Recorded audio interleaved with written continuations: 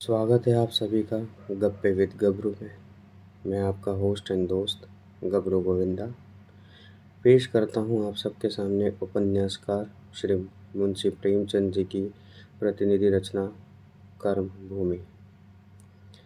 आज हम इसमें जानेंगे कि कैसे एक इंसानियत, कपट, लालच, लालसा, हवस और कर्म, इंसानियत, ये सारी चीज़ें किस तरह एक ही कहानी में बुनकर आप सबके सामने कही जा रही है। मैं कोशिश करूँगा कि आप मेरी आवाज़ से इस कहानी को अच्छे से काल्पनिक तरीके से विजुलाइज करें और इस कहानी का आनंद लें। धन्यवाद। हिंदी उपन्यासकारों में मुंशी प्रेमचंद को अत्यंत गौरवपूर्ण स्थान प्राप्त है। उन्होंने अपनी रचनाओं में जहाँ एक और समाज में व्याप्त कुरीतियों एवं विषमताओं पर करारा प्रहार किया है, वहीं दूसरी ओर भारतीय जनजीवन की असीमता को खोज भी की है तथा समाज के विभिन्न वर्गों की अनेक ज्वलन समस्याओं को लेकर प्रगतिशील दृष्टिकोण का परिचय दिया है। निसंदेह प्रेमचंद आदर्शोन्मुखी यथार्थवादी साहित्यकार हैं, जिनकी प्रत्येक रचना भारतीय जनजीवन का आईना है तथा हिंदी साहित्य की अमूल्य निधि भी है। प्रस्तुत है उनकी प्रतिनिधि रचना कर्मभूमि का शुद्ध एवं प्रामाणिक संस्करण, जिसमें है देश और समाज के शत्रुओं को पराजित करने का स्पष्ट शंखनाद।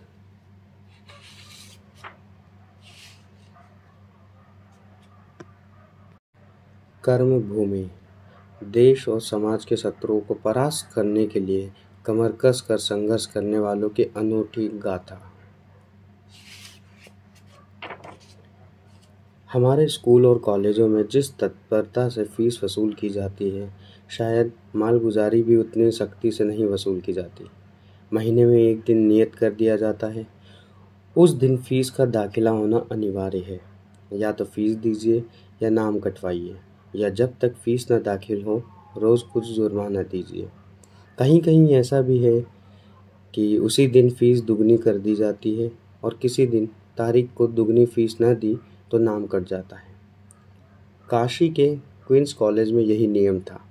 7वीं तारीख को फीस न दो तो 21वीं तारीख को दुगनी फीस देनी पड़ती थी या नाम कट जाता था। ऐसे कठोर नियमों का उद्देश्य इसके सिवा और क्या हो सकता था कि गरीबों के लड़के स्कूल छोड़कर भाग जाएं।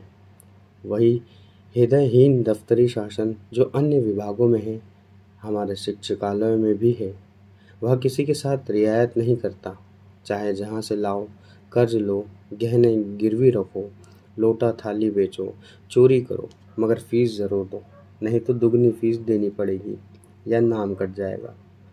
ज़मीन और जायदाद के कर वसूल करने में भी कुछ रियायत की जाती है। हमारे शिक्षकालय में नमी को घुसने की कोई जगह नहीं थी। वहाँ स्थायी रूप से मार्शल लॉ का व्यवहार होता है। कचहरी में पैसे का राज है, हमारे स्कूलों में भी पैसे का राज है। उसी से कहीं कठोर, कहीं निर्दयी है। देर में आइए तो जुर्माना, ना आइए तो जुर्माना, सबक ना याद हो तो जुर्माना, किताबें ना खरीदी तो जुर्माना, कोई अपराध हो जाए तो जुर्माना। शिक्षकालय है या जुर्मानालय है, यही हमारी पश्चिम शिक्षा का आदर्श है, जिसकी तारीफों के पुल बांधे जाते हैं। यदि ऐसे शिक्षकालयों से पैसे पर जान देने वाले, पैसे के लिए गरीबों का गला काटने वाले, पैसे के लिए अपनी आत्मा को बेच देने वाले छात्र निकलते हैं तो आश्चर्य क्या है। आज वही वसूली की तारीख है। अध्यापकों की मेजों पर रुपयों के ढेर लगे हैं। चारों तरफ खनखनाहट की आवाज़ें आ रही हैं। शर्फियों में भी रुपए की ऐसी झंकार कम सुनाई देती है। हर एक मास्टर तहसील का चपरासी बना हुआ है। जिस लड़के का नाम पुकारा जाता है वह अध्यापक के सामने आता है, फीस देता है और अपनी जगह पर आ बैठता है। मार्च का महीना है। इसी महीने में अप्रैल, मई और जून की फीस भी वसूल की जा रही है। इम्तिहान की फीस भी ली जा रही है। 10वें दर्जे में तो एक एक लड़के को 40 रुपये देने पड़ रहे हैं। अध्यापक ने 20वें लड़के का नाम पुकारा। अमरकांत। अमरकांत गैर हाजिर था। अध्यापक ने पूछा, क्या आज अमरकांत नहीं आया? एक लड़के ने कहा, आए तो थे, शायद बाहर चले गए हों। क्या फीस नहीं लाया था? किसी लड़के ने जवाब नहीं दिया। अध्यापक की मुद्रा पर खेद की रेखा झलक पड़ी। अमरकांत अच्छे लड़कों में था। बोले, शायद फीस लाने गया होगा। इस घंटे में ना आया तो दुगनी फीस देनी पड़ेगी। मेरा क्या अख्तियार है। दूसरा लड़का, चले गोवर्धन दास। सहसा एक लड़के ने पूछा, अगर आपकी इजाज़त हो तो मैं बाहर जाकर देखूं?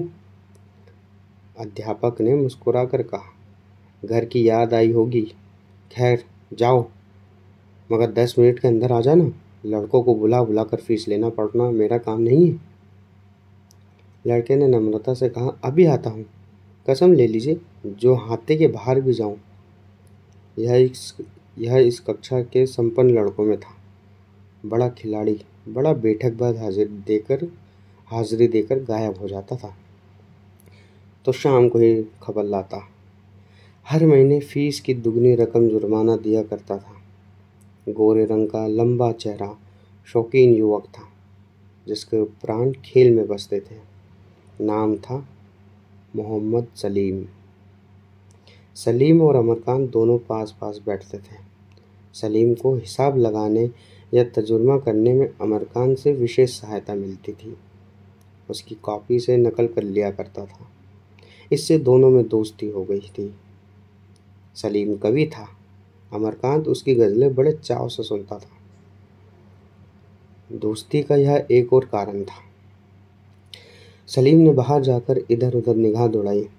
अमरकांत कहीं पता नहीं था।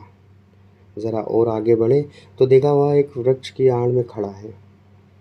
पुकारा, अमरकांत, ओ बुद्धूलाल, चलो फीस जमा करो, पंडित जी बिगड़ रहे हैं। अमरकांत ने अचकन के दामन से आंख पोंछ ली और सलीम की तरफ आता हुआ बोला, क्या मेरा नंबर आ गया? सलीम ने उसके मुंह की तरफ देखा तो आंखें लाल थी। वह अपने जीवन में शायद ही कभी रोया हो। चौंक कर बोला, अरे तुम रो रहे हो, क्या बात है? अमरकांत सांवले रंग का छोटा सा दुबला पतला कुमार था। अवस्था 20 की हो गई थी, पर अभी मूछें भी ढंग से नहीं भा रही थी। 14-15 साल का किशोर सा लड़का। उसके मुख पर एक वेदनामय दृढ़ता थी जो निराशा से बहुत कुछ मिलती जुलती थी। अंकित हो रही थी मानो संसार में उसका कोई नहीं है। इसके साथ ही उसकी मुद्रा पर कुछ ऐसी प्रतिभा, कुछ ऐसी मनस्विता थी कि एक बार उसे देखकर फिर भूल जाना कठिन था। उसने मुस्कुरा कर कहा, कुछ नहीं जी। रोता कौन है? मैं तो नहीं। सलीम कहता है, आप रोते हैं और कौन रोता है? सच बताओ, क्या हुआ? अमरकांत की आंखें फिर भर आई। लाख कोशिश करने पर भी आंसू न रुके। सलीम समझ गया। उसका हाथ पकड़कर बोला, क्या फीस के लिए रो रहे हो? भले आदमी हो, मुझसे क्यों ना कह दिया? तुम मुझे भी गैर समझते हो। कसम खुदा की, बड़े नालायक आदमी हो। ऐसे आदमी को गोली मार देनी चाहिए। दोस्तों से यह गैरियत। चलो क्लास में, मैं फीस दिए देता हूँ। जरा सी बात के लिए घंटे भर से रो रहे हो। वह तो कहो मैं आ गया, नहीं तो आज जनाब का नाम ही कट जाता। अमरकांत को तसल्ली तो हुई, मगर अनुग्रह के बोझ से उसकी गर्दन दब गई। बोला, क्या पंडित जी आज मान न जाएंगे? सलीम ने खड़े होकर कहा, पंडित जी के बस की बात थोड़ी है, यही सरकारी कायदा है। मगर हो तो तुम बड़े शैतान। वह तो खैरियत है कि मैं रुपए लेके आया था, नहीं तो खूब इम्तिहान देते। देखो आज के ताज़ा गज़ल। सलीम ने उसको अपनी गज़ल सुनाई। आपको मेरी वफ़ा याद आई, खैर है आज ये क्या याद आई। अमरकान का विकसित चित्र इस समय गज़ल सुनने को तैयार न था, पर सुने बगैर काम भी तो नहीं चल सकता था। बोला, नाजुक चीज़ है, खूब कहा। मैं तुम्हारी ज़बान की सफाई पर जान देता हूँ। सलीम, यही तो खास बात है भाई साहब, लफ्ज़ों की झंकार का नाम गज़ल नहीं है। दूसरा शेर सुनो। फिर मेरे सीने में एक हुक उठी, फिर मुझे तेरी अदा याद आई। अमरकान ने फिर तारीफ की, लाजवाब चीज़ है, कैसे तुम्हें ऐसे शेर सूझ जाते हैं? सलीम हंसा, हा हा हा, उसी तरह जैसे तुम्हें हिसाब और मजबन सूझ जाते हैं, जैसे एसोसिएशन में स्पीच दे लेते हो। आओ पान खाते चलते हैं। दोनों दोस्तों ने पान खाए और स्कूल की तरफ चले। अमरकान ने कहा, पंडित जी बड़ी डांट बताएंगे, फीस ही तो लेंगे, और जो पूछे अब तक कहाँ थे, कह देना फीस लाना भूल गया था। मुझसे तो ना कहते बनेगा, अमर ने कहा। मैं साफ साफ कह दूंगा। सलीम कहता है, तो तुम पिटोगे भी मेरे हाथ से। संध्या समय जब छुट्टी हुई और दोनों मित्र घर चले, अमरकान ने कहा, तुमने आज मुझ पर जो एहसान किया है।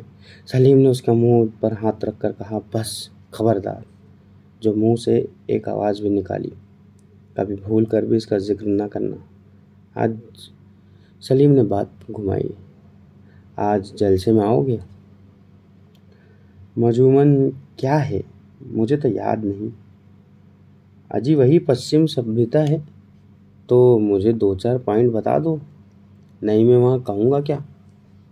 बताना क्या है, पश्चिम सभ्यता की बुराई हम सब जानते ही हैं, वही बयान कर देना।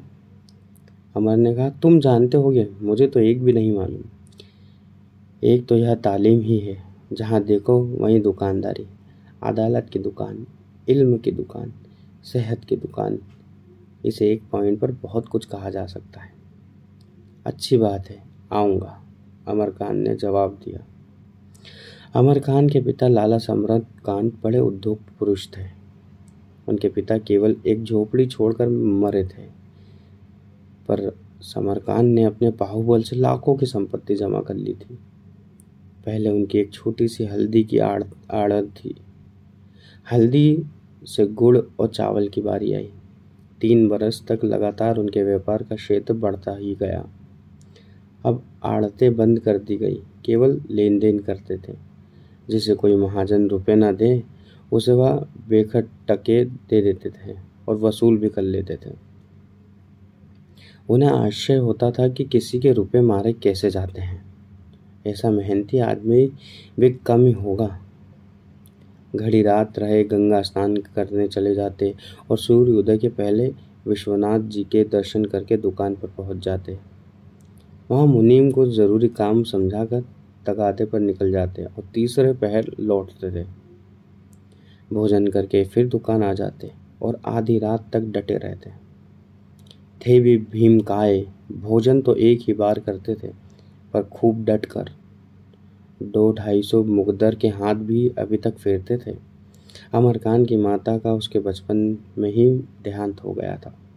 समरकान ने मित्रों के कहने सुनने से दूसरा विवाह कर लिया था। उस 7 साल के बालक ने नई माँ का बड़े प्रेम से स्वागत किया, लेकिन उसे जल्द मालूम हो गया कि उसकी नई माता उसकी जिद और शरारतों को उसी क्षमा दृष्टि से नहीं देखती जैसे उसकी माँ देखती थी। वह अपनी माँ का अकेला लाडला था, बड़ा जिद्दी, बड़ा नटखट, जो बात मुंह से निकल जाती उसे पूरा करके ही छोड़ता। नई माता जी बात बात पर डांटती थी, यहाँ तक कि उसे माता से द्वेष हो गया। जिस बात को वह मना करती उसे वह अदबदा कर करता। पिता से भी ढीठ हो गया था। पिता और पुत्र में स्नेह का बंधन न रहा। लाला जी जो काम करते, बेटे को उससे अरुचि होती। वह मलाई के प्रेमी थे, बेटे को मलाई में अरुचि थी। वह पूजा पाठ बहुत करते थे, लड़के इसे ढोंग समझता था। वह परले से सिर के लोभी थे, लड़का पैसे को ठिकरा समझता था। मगर कभी कभी बुराई से भलाई पैदा हो जाती है। पुत्र सामान्य रीति से पिता का अनुगामी होता है। महाजन का बेटा महाजन, पंडित का बेटा पंडित, वकील का बेटा वकील और किसान का किसान होता है। मगर यहाँ इस द्वेष ने महाजन के पुत्र को महाजन का शत्रु बना दिया। जिस बात का पिता ने विरोध किया वह पुत्र के लिए मान्य हो गई, जिसको सराहा वह त्याज्य हो गई। महाजनी के हथकंडे और षड्यंत्र उसके सामने रोज ही रचे जाते थे। उसे इस व्यापार से घृणा होती थी। इसे चाहे पूर्व संस्कार कह लो, पर हम तो यही कहेंगे कि अमरकांत के चरित्र का निर्माण पिता द्वेष के हाथों हुआ। खैरियत यह हुई कि उसके कोई सौतेला भाई न हुआ, नहीं शायद वह घर से ही निकल गया होता। समरकांत अपनी संपत्ति को पुत्र से ज़्यादा मूल्यवान समझते थे। पुत्र के लिए तो संपत्ति की ज़रूरत न थी, पर संपत्ति के लिए पुत्र की ज़रूरत थी। विमाता की तो इच्छा यही थी कि उसे वनवास देकर अपनी चहेती नैना के लिए रास्ता साफ कर दें। नैना जो दूसरी माता की पहली पुत्री थी। पर समरकांत इस विषय में निश्चय रहे। मज़ा यह था कि नैना स्वयं भाई से प्रेम करती थी और अमरकांत के हृदय में अगर घर वालों के लिए कहीं कोमल स्थान था तो वह नैना के लिए था। नैना की सूरत भाई से इतनी मिलती जुलती थी जैसे सगी बहन हो। इसे अनुरूपता से उसे अमरकांत के और भी समीप कर दिया था। माता पिता के इस दुर्व्यवहार को वह स्नेह के नशे में भुला दिया करता था। घर में कोई बालक न था और नैना के लिए किसी साथी का होना अनिवार्य था। माता चाहती थी नैना भाई से दूर दूर रहे। वह अमरकांत को इस योग्य न समझती थी कि वह उनकी बेटी के साथ खेले। नैना की बाल प्रकृति इस कूटनीति के झुकाए न झुकी। भाई बहन में यह स्नेह यहाँ तक बढ़ा कि अंत में विमातत्व ने मातत्व को भी परास्त कर दिया। विमाता ने नैना को भी आंखों से गिरा दिया और पुत्र की कामना के लिए संसार से विदा कर हो गई। अब नैना घर में अकेली रह गई। समरकांत बाल विवाह की बुराई समझते थे, अपना विवाह भी ना कर सके। वृद्ध विवाह की बुराइयां भी समझते थे। अमरकांत का विवाह करना जरूरी हो गया। अब इस प्रस्ताव का विरोध कौन करता। अमरकांत की अवस्था 19 साल से कम न थी, पर देह और बुद्धि को देखते हुए अभी किशोर अवस्था में ही था। देह का दुर्लभ, बुद्धि का मंद। पौधे को कभी मुक्त प्रकाश न मिले कैसे बढ़ता है, कैसे फलता है। बढ़ने और फलने के लिए कुसंगतियों असमय में निकल गए। 10 साल पढ़ते हो गए। अभी ज्यों के त्यों करके 8वें में पहुंचा था। किंतु विवाह के लिए वह यह बातें नहीं देखा जाता है धन, विशेषकर उस बिरादरी में जिसका उद्यम ही व्यवसाय हो। लखनऊ के एक धनी परिवार से बातचीत हुई। समरकांत की तो लार टपक पड़ी। कन्या के घर में विधवा माता के सिवा निकट का कोई संबंधी न था और धन की कहीं कमी नहीं थी। ऐसी कन्या बड़े भागों से मिलती है। उसकी माता ने बेटे के साथ बेटी से पूरी की थी। त्याग की जगह भोग, शील की जगह तेज, कोमल की जगह तीव्र का संस्कार किया था। सिकुड़ने और सिमटने का उसे अभ्यास न था।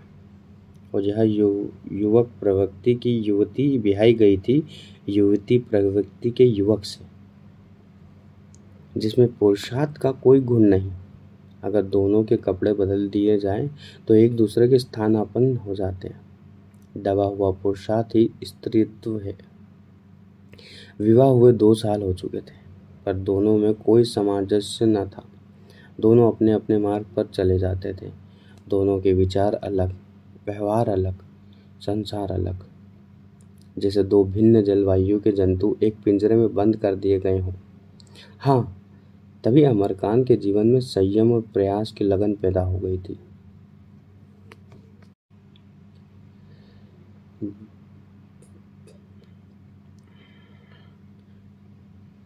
उसकी प्रकृति में जो ढीलापन, निर्जीवता और संकोच था, वह कोमलता के रूप में बदलता जाता था।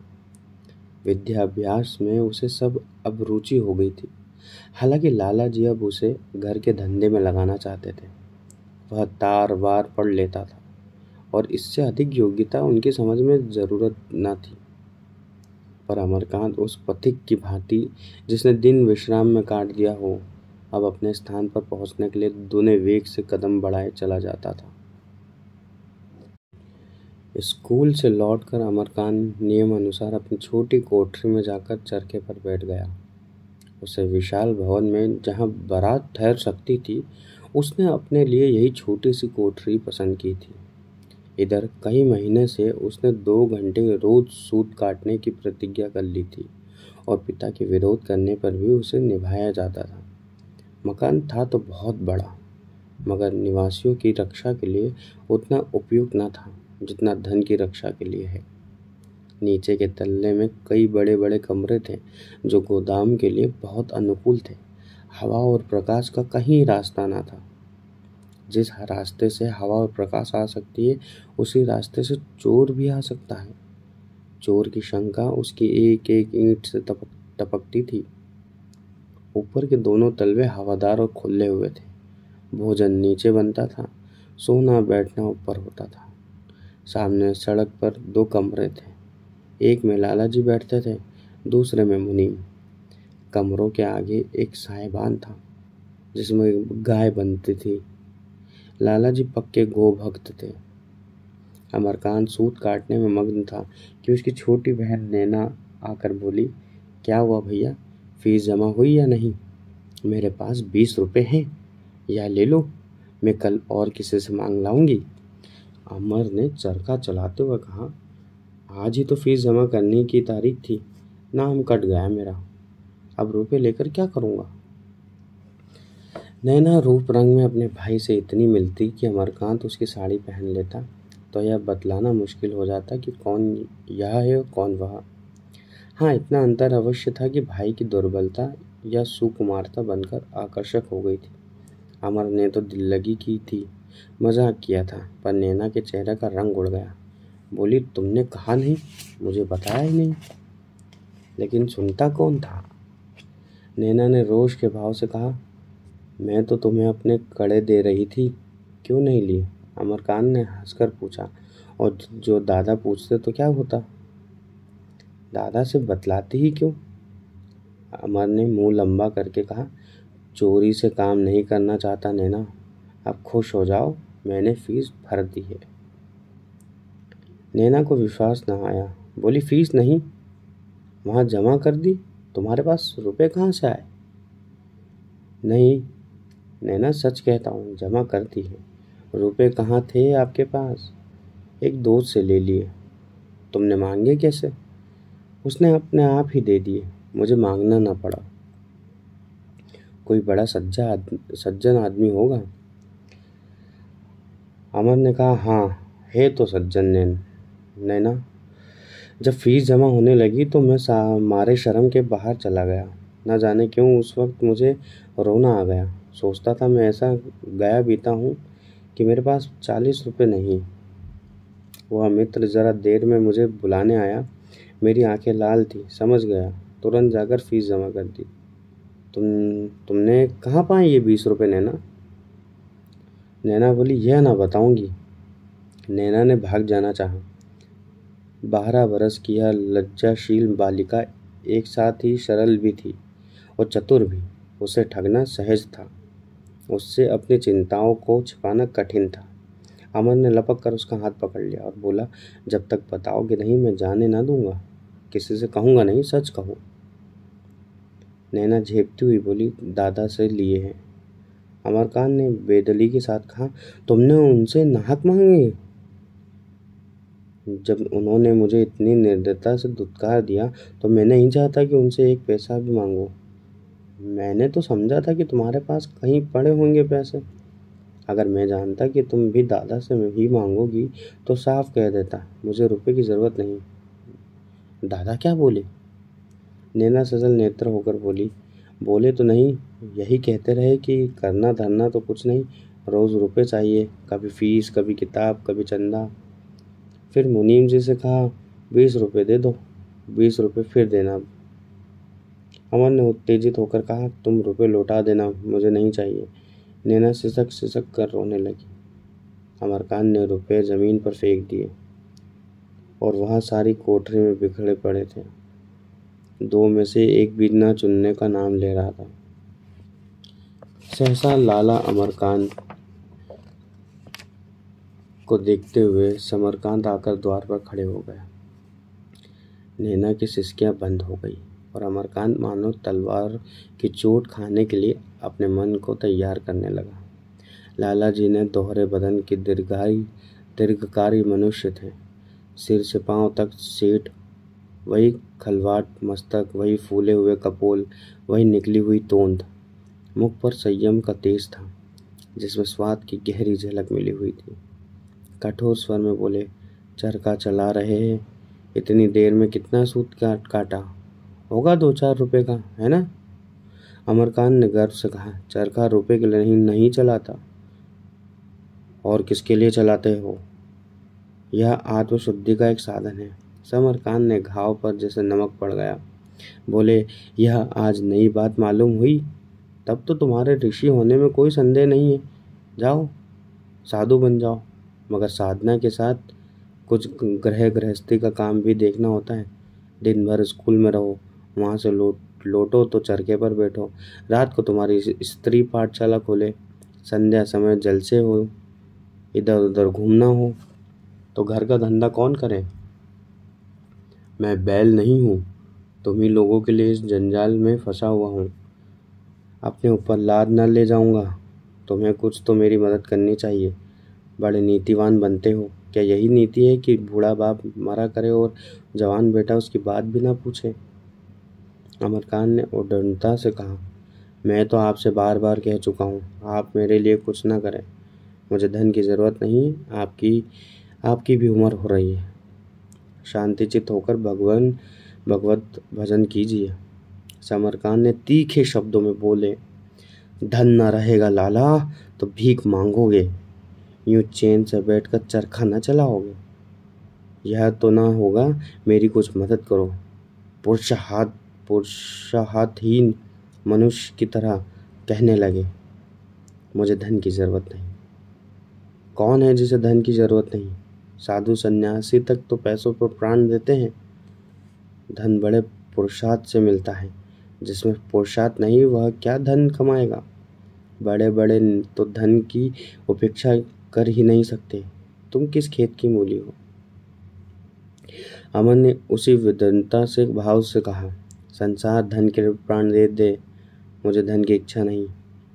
एक मंजूर भी धर्म और आत्मा की रक्षा करते हुए जीवन का निर्वाह कर सकता है। कम से कम मैं अपने जीवन में इसकी परीक्षा करना चाहता हूँ। लाला जी को वाद विवाद का अवकाश न था। हार कर बोले, अच्छा बाबा, कर लो खूब जी भर कर परीक्षा, लेकिन रोज़ रोज़ रुपए के लिए मेरा सिर न खाया करो। मैं अपनी गाड़ी कमाई तुम्हारे व्यसन के लिए नहीं लुटाना चाहता। लाला जी चले गए। नैना कहीं एकांत में जाकर खूब रोना चाहती थी, पर हिल न सकती थी। और अमरकांत ऐसा विरक्त हो रहा था मानो जीवन उसे बहुत भारी हो रहा हो। उसी वक्त मेहरी, जो कि उनके घर की नौकरानी थी, उन्हें ऊपर से आकर कहा, भैया तुम्हें बहू जी बुला रही है। अमरकांत ने बिगड़ कर कहा, जा कह दे फुर्सत नहीं है। बढ़िया ही वहाँ से बोलने वाली बहू जी बुला रही है। लेकिन जब मेहरी लौटने लगी तो उसने अपने तीखेपन पर लज्जित होकर कहा, मैंने तुम्हें कुछ नहीं कहा सिल्लो, कह दो अभी आता हूँ। तुम्हारी रानी जी क्या कर रही हैं? सिल्लो का पूरा नाम था कौशल्या। शीतला में पति पुत्र और एक आंख जाती रही। तब से विक्षिप्त सी हो गई थी, अजीब सी दिखती थी। रोने की बात पर हंसती, हंसने की बात पर रोती। घर के और सभी प्राणी, यहाँ तक कि नौकर चाकर तक उसे डांटते रहते थे। केवल अमरकांत उसे मनुष्य समझता था। कुछ स्वस्थ होकर बोले, बेटी कुछ लिख रही हैं, लाला जी चीखते थे, इसी से तुम्हें बुला भेजा। अमर जैसे गिर पड़ने के बाद गर्द झाड़ता हुआ प्रसन्न मुख ऊपर चला। सुगधा अपने कमरे के द्वार पर खड़ी थी। बोली, तुम्हारे तो दर्शन ही दुर्लभ हो जाते हैं। स्कूल से आकर चरखा ले बैठते हो, क्यों नहीं मुझे घर भेज देते? जब मेरी ज़रूरत समझना मुझे बुला लेना। अब की आए मुझे 6 महीने ही हुए हैं, मियाद पूरी हो गई है, अब तो रिहाई हो जानी चाहिए। यह कहते हुए उसने एक तस्तरी में कुछ नमकीन और मिठाई लाकर मेज पर रख दी और अमर का हाथ पकड़कर कमरे में लाकर कुर्सी पर बैठा दिया। यह कमरा सब कमरों से बड़ा है, हवादार और सुसज्जित था। दरी का फर्श था, उस पर कालीन से करीने से कई गद्देदारी और सादी कुर्सियां लगी हुई थी। बीच में एक छोटी सी नक्शेदार गोल मेज थी। शीशे की अलमारी में सजित पुस्तकें सजी हुई थी। आलों पर तरह तरह के खिलौने रखे हुए थे। एक कोने में मेज पर हारमोनियम रखा हुआ था। दीवारों पर धुरंधर, रवि वर्मा और कई चित्रकारों की तस्वीरें शोभा दे रही थी। 2-3 पुराने चित्र भी थे। कमरे की सजावट से सुरुचि और संपन्नता का आभास होता था। अमरकांत का सुगदा से विवाह हुए 2 साल हो चुके थे। सुगदा 2 बार तो 1-1 महीने रहकर चली गई।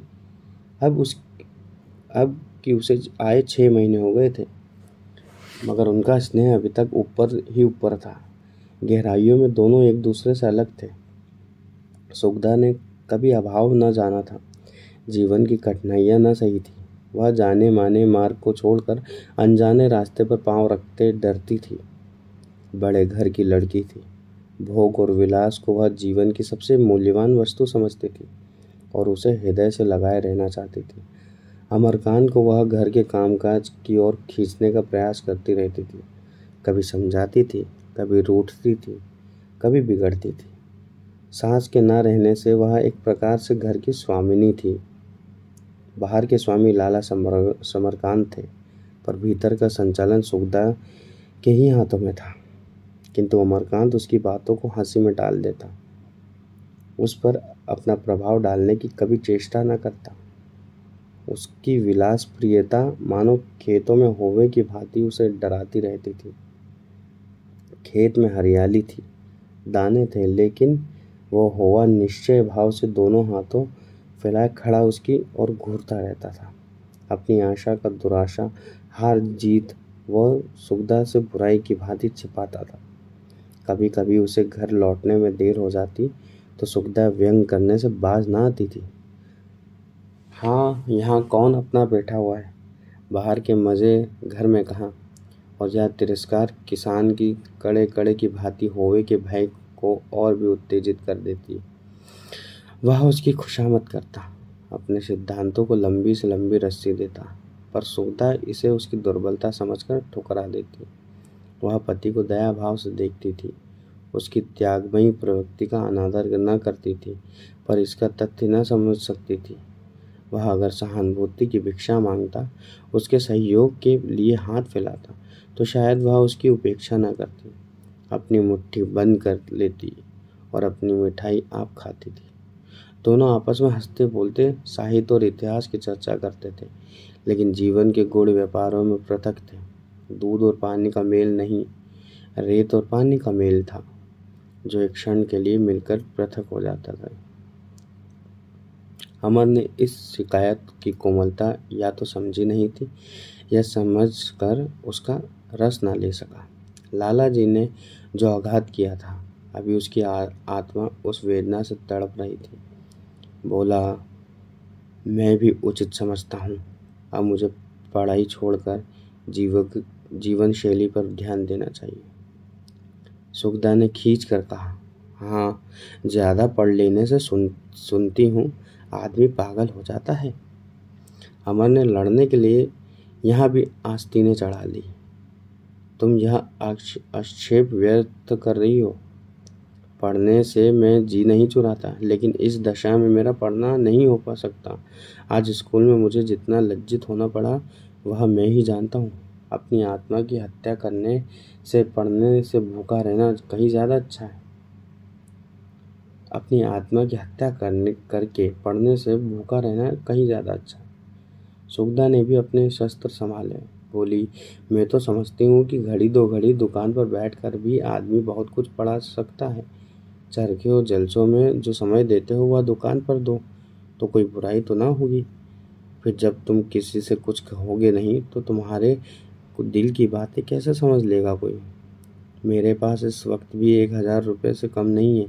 वह मेरे रुपए हैं, मैं उन्हें उड़ा सकती हूँ। तुमने मुझसे चर्चा तक नहीं की। मैं बुरी सही, तुम्हारी दुश्मन तो नहीं। आज लाला जी की बातें सुनकर मेरा रक्त खौल रहा था। 40 रुपये के लिए इतना हंगामा। तुम्हें जितनी ज़रूरत हो मुझसे ले लो। मुझसे लेते तुम्हारे आत्मसम्मान को चोट लगती हो। अम्मा से ले लो, वह अपने को धन्य समझेगी। उन्हें इसका अरमान ही रह गया कि तुम्हें उनसे कुछ मांगो। मैं तो कहती हूँ मुझे लेकर लखनऊ चले चलो और निश्चित होकर पढ़ो। अम्मा तुम्हें इंग्लैंड भेज देगी, वहाँ से अच्छी डिग्री ला सकते हो। सुखदा ने निष्कपट भाव से यह प्रस्ताव किया था। शायद पहली बार उसने पति से अपने दिल की बात कही, पर अमरकांत को बुरा लगा। बोला, मुझे डिग्री इतनी प्यारी नहीं कि उसके लिए ससुराल की रोटियां तोड़ूं। अगर मैं अपने परिश्रम से धनोपार्जन करके कमाई करके पढ़ सकूँगा तो पढ़ूँगा, नहीं तो कोई धंधा देखूँगा। मैं अब तक व्यर्थ ही शिक्षा के मोह में पड़ा हुआ था। कॉलेज के बाहर अध्ययनशील आदमी भी बहुत कुछ सीख सकता है। मैं अभिमान नहीं करता, लेकिन साहित्य और इतिहास की जितनी पुस्तकें इन 2-3 सालों में मैंने पढ़ी है, शायद ही मेरे कॉलेज में किसी ने पढ़ी हो। सुखदा ने इस अप्रिय विषय का अंत करने के लिए कहा, अच्छा नाश्ता तो कर लो। आज जो तुम्हारी मीटिंग है 9 बजे के पहले क्यों लौटने लगे। मैं तो टाकी में जाऊंगी। टाकी मतलब टॉकीज। अगर तुम ले चलो तो मैं तुम्हारे साथ चलने को तैयार हूँ। अमन ने रूखेपन से कहा, मुझे टॉकीज में जाने की फुर्सत नहीं। तुम जा सकती हो, फिल्मों से भी बहुत कुछ लाभ उठाया जा सकता है। तो मैं तुम्हें मना तो नहीं कर रहा। तुम क्यों नहीं चलते। जो आदमी कुछ उपार्जन न करता हो, कमाई न करता हो, उसे सिनेमा देखने का कोई अधिकार नहीं। मैं उसी संपत्ति को अपना समझता हूँ जिसे मैंने अपने परिश्रम से कमाया हो। कई मिनट तक दोनों गुम बैठे रहे। जब अमर जलपान करके उठा तो सुखदा ने सप्रेम आग्रह से कहा, कल से संध्या समय दुकान पर बैठा करो। कठिनाइयों पर विजय पाना पुरुषार्थी मनुष्य का काम है अवश्य, मगर कठिनाइयों की सृष्टि करना, अनायास पाँव में कांटे चुभाना कोई बुद्धिमानी नहीं है। अमरकांत ने इस आदेश का आशय समझ गया, पर कुछ बोला नहीं। विलासिनी संकटों से कितनी डरती है, यह चाहती है मैं भी गरीबों का खून चूसूं, उनका गला काटूं। यह मुझसे ना होगा जैसे उनके पिता करते हैं उनके व्यापार में। सुखदा ने उसके दृष्टिकोण का समर्थन करके कदाचित उसे जीत सकती थी। उधर से हटाने की चेष्टा करके वह संकल्प को और भी दृढ़ कर रही थी। अमरकांत उससे सहानुभूति करके अपने अनुकूल बना सकता था, पर शोषक त्याग का रूप दिखाकर उसे भयभीत कर रहा था। अमरकांत मैट्रिकुलेशन की परीक्षा में सर्वप्रथम आया, पर अवस्था अधिक होने के कारण छात्रवृत्ति न पा सका। इससे उसे निराशा की जगह एक तरह का संतोष हुआ, क्योंकि वह अपने मनोविकारों को कोई टिकोना न देना चाहता था। उसने कई बड़ी बड़ी कोठियों में पत्र व्यवहार करने का काम उठा लिया। धनी पिता का पुत्र था, यह काम उसे आसानी से मिल गया। लाला समरकांत की व्यवसाय नीति से पार्य उनकी बिरादरी वाले जलते थे और पिता पुत्र के इस वैमनस्य का तमाशा देखना चाहते थे। लाला जी पहले तो बहुत बिगड़े। उनका पुत्र उन्हीं के सहवर्गियों की सेवा करे, यह उन्हें अपमानजनक जान पड़ा। पर अमर ने उन्हें सुझाया कि वह यह काम केवल व्यावसायिक ज्ञानोपार्जन के लिए भाव से कर रहा है। लाला जी ने समझा कुछ न कुछ सीख ही जाएगा, विरोध करना छोड़ दिया। सुखदा इतनी आसानी से मानने वाली न थी। एक दिन दोनों में इसी बात पर झगड़ा हुआ। सुखदा ने कहा, तुम 10-10, 5-5 रुपए के लिए दूसरों की खुशामद करते हो, तुम्हें शर्म नहीं आती। अमरकांत ने शांतिपूर्ण भाव से कहा, काम करके कुछ उपार्जन करना शर्म की बात नहीं, दूसरों का मुंह ताकना शर्म की बात है। तो ये धनियों के जितने लड़के हैं सभी बेशर्म हैं। है ही, इसमें आश्चर्य की क्या कोई बात है। अब तो लाला जी मुझे खुशी से भी रुपए दे दे तो ना लूँ। जब तक अपनी सामर्थ्य का ज्ञान न था तब तक उन्हें कष्ट देता था। जब मालूम हो गया कि मैं अपने खर्च भर को कमा सकता हूँ तो किसी के सामने हाथ क्यों फैलाऊं। सुखदा ने निर्दयता के साथ कहा, जो तुम अपने पिता से कुछ लेना अपमान की बात समझते हो तो मैं क्यों उनकी आश्रित बनकर रहूं। इसका आश्चर्य तो यही हो सकता है कि मैं भी किसी पाठशाला में नौकरी करूं या सिलाई का काम शुरू करूं। अमरकांत ने संकट में पड़कर कहा, तुम्हारे लिए इसकी ज़रूरत नहीं। क्यों? मैं खाती पहनती हूँ, गहने बनवाती हूँ, पुस्तकें लेती हूँ, पत्रिकाएं मंगवाती हूँ, दूसरों की ही कमाई पर। तो इसका तो यह आशय भी हो सकता है कि मुझे तुम्हारी कमाई पर कोई अधिकार नहीं, मुझे खुद परिश्रम करके कमाना चाहिए। अमरकांत को संकट से निकलने की एक युक्ति सूझ गई। अगर दादा या तुम्हारी अम्मा जी तुमसे चिढ़े और मैं भी ताने दूं, तब निसंदेह तुम खुद धन कमाने की जरूरत पड़ेगी। कोई मुंह से न कहे पर मन में तो समझ सकता है। अब तक मैं समझती थी तुम पर मेरा अधिकार है, तुमसे जितना चाहूँगी लड़कर ले लूँगी, लेकिन आज मालूम हुआ मेरा कोई अधिकार नहीं। तुम जब चाहो मुझे जवाब दे सकते हो, यही बात है या और कुछ है। अमरकांत ने हार कर कहा, तो तुम मुझे क्या करने को कहती हो? दादा से हर महीने रुपए के लिए लड़ता रहूं? सुखदा बोली, हाँ, मैं यही चाहती हूँ। यह दूसरों की चाकरी छोड़ दो और घर का धंधा देखो। जितना समय उधर देते हो उतना ही समय घर के कामों में दो। मुझे इस लेन देन सूद ब्याज से घृणा है, अमर ने कहा। सुखदा मुस्कुरा कर बोली, यह तो तुम्हारा अच्छा तर्क है। मरीज को छोड़ दो, वह अपने आप ही अच्छा हो जाएगा। इस तरह मरीज मर जाएगा, अच्छा ना होगा। तुम दुकान पर जितनी देर बैठोगे कम से कम उतनी देर तो यहाँ घृणित व्यापार ना होगा। यह भी संभव है कि तुम्हारा अनुराग देखकर लाला जी सारा काम तुम्हें को सौंप दें, तब तुम अपनी इच्छा अनुसार इसे चलाना। अगर अभी इतना भार नहीं लेना चाहते तो ना लो, लेकिन लाला जी की मनोवृत्ति पर तो कुछ न कुछ प्रभाव डाल ही सकते हो। वह वही कर रहे हैं जो अपने अपने ढंग से सारा संसार कर रहा है। तुम विरक्त होकर उनके विचार और नीति को नहीं बदल सकते।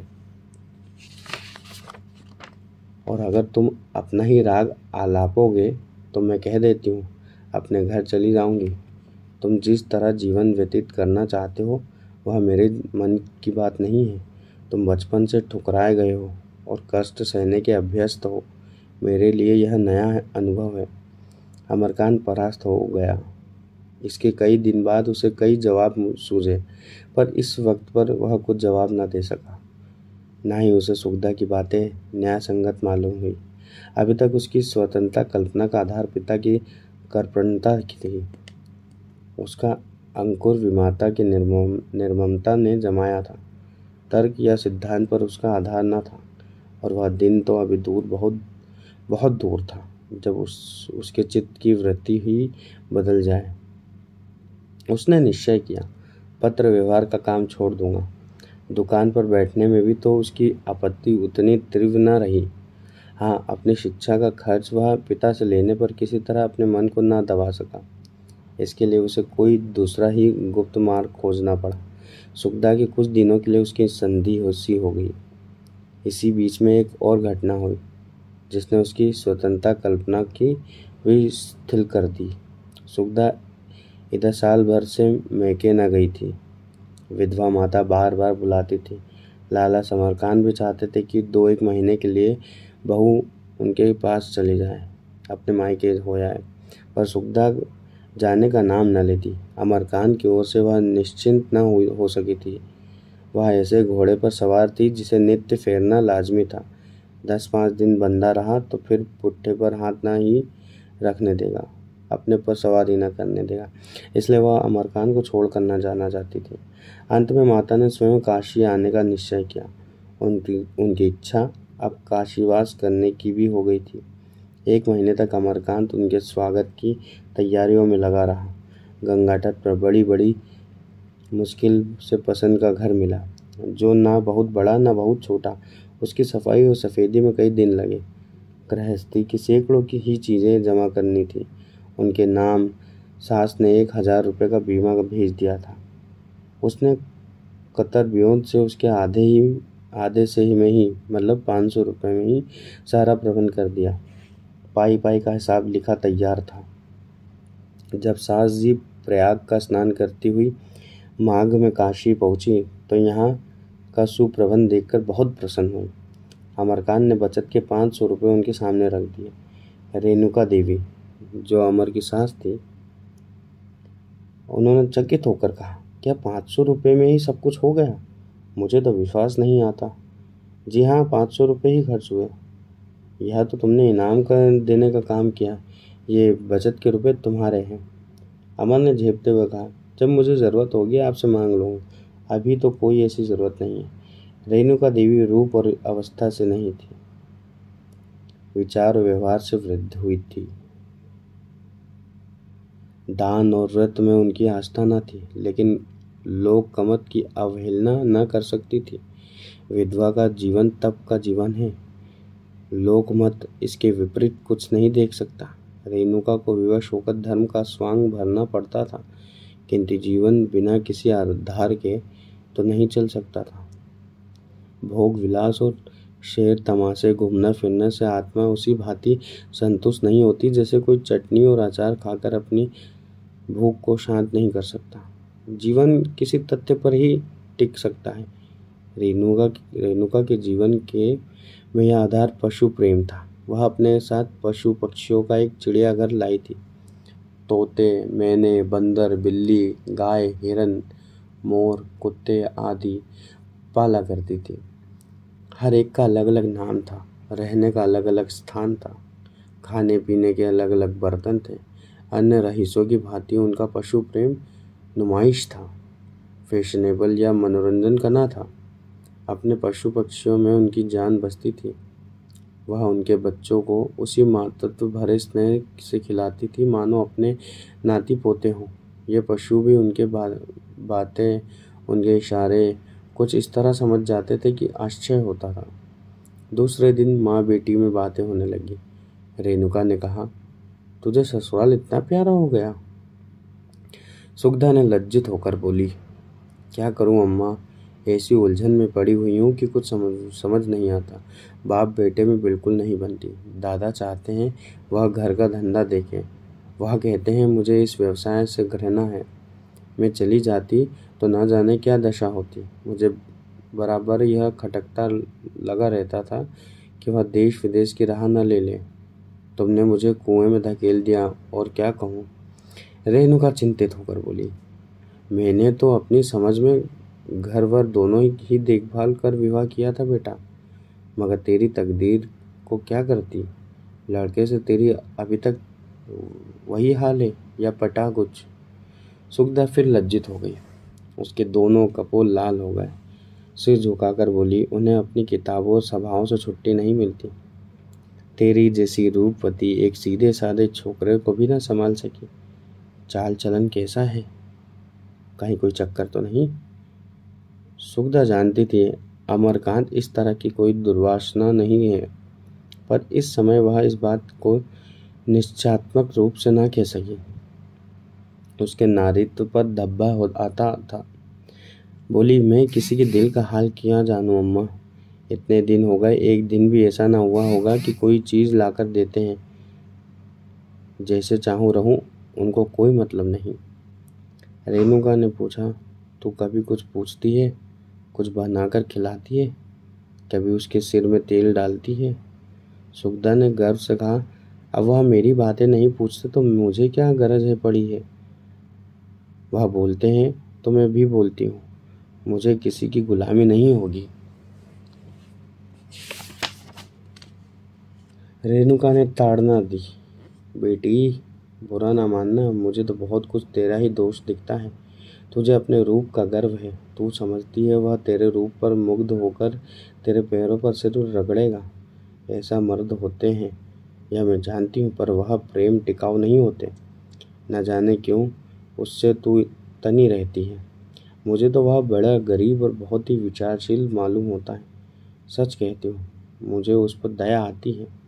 बचपन में तो बेचारे की माँ मर गई, विमाता मिली वह डायन, बाप हो गया शत्रु, घर को अपना घर न समझ सका। जो हृदय चिंता भार से इतना दबा हुआ, उसे पहले स्नेह और सेवा से पोला करने के बाद ही तभी प्रेम का बीज बोया जाता है। सुखदा चिढ़कर बोली, वह चाहते हैं कि मैं उनके साथ तपस्वी बनकर रहूं, रूखा सूखा खाऊं, मोटा हल्का पहनूं और वह घर से अलग होकर मेहनत और मजदूरी करें। मुझे यह न होगा, चाहे सदैव के लिए उनसे नाता ही टूट जाए। वह अपने मन की करेंगे, मेरे आराम तकलीफ की बिल्कुल परवाह न करेंगे, तो मैं भी उनका मुंह न जोऊंगी। रेणुका ने तिरस्कार भरी चित्तवना से देखा और बोली, अगर आज लाला समरकांत का दिवाला पिट जाए। सुखदा ने इस संभावना की वह कभी कल्पना ही ना की थी। दिवाला क्यों पिटने लगा? ऐसा संभव है हो तो है। सुखदा ने माँ की संपत्ति का आश्रय न लिया। वह यह ना कह सकी, तुम्हारे पास जो कुछ है वह अभी तो मेरा ही है। आत्मसम्मान ने उसे ऐसा ना कहने दिया। माँ के इस निर्दय प्रश्न का झुंझला कर बोली, जब मौत आती है तो आदमी मर जाता है, जानबूझकर आग में नहीं कूदा जाता। बातों बातों में माता को ज्ञात हो गया कि उनकी संपत्ति का वारिस आने वाला है। कन्या के भविष्य के विषय में उन्हें बड़ी चिंता हो गई। इस संवाद ने उसे चिंता का स्मरण करा दिया। उसे आनंद विलीन होकर सुखदा को गले से लगा लिया। अमरकांत ने अपना जीवन माता के स्नेह का सुख ना जाना था। जब उसकी माता का अवसान हुआ तब वह बहुत छोटा था। उस दूर अतीत की कुछ धुंधली सी और इसलिए अत्यंत मनोहर और सुखद स्मृतियाँ शेष थी। उसका वेदनामय बालरुदन सुनकर जैसे उसकी माता ने रेणुका देवी के रूप में स्वर्ग से उसे आकर उसे गोद में उठा लिया। बालक अपना रोना धोना भूल गया और उस ममता भरी गोद में मुंह छिपाकर देवी सुख लेने लगा। अमरकांत नहीं करता रहता और माता उसे पकड़ पकड़ कर उसे मेवे और मिठाई रख देती। उसे इनकार न करते बनता।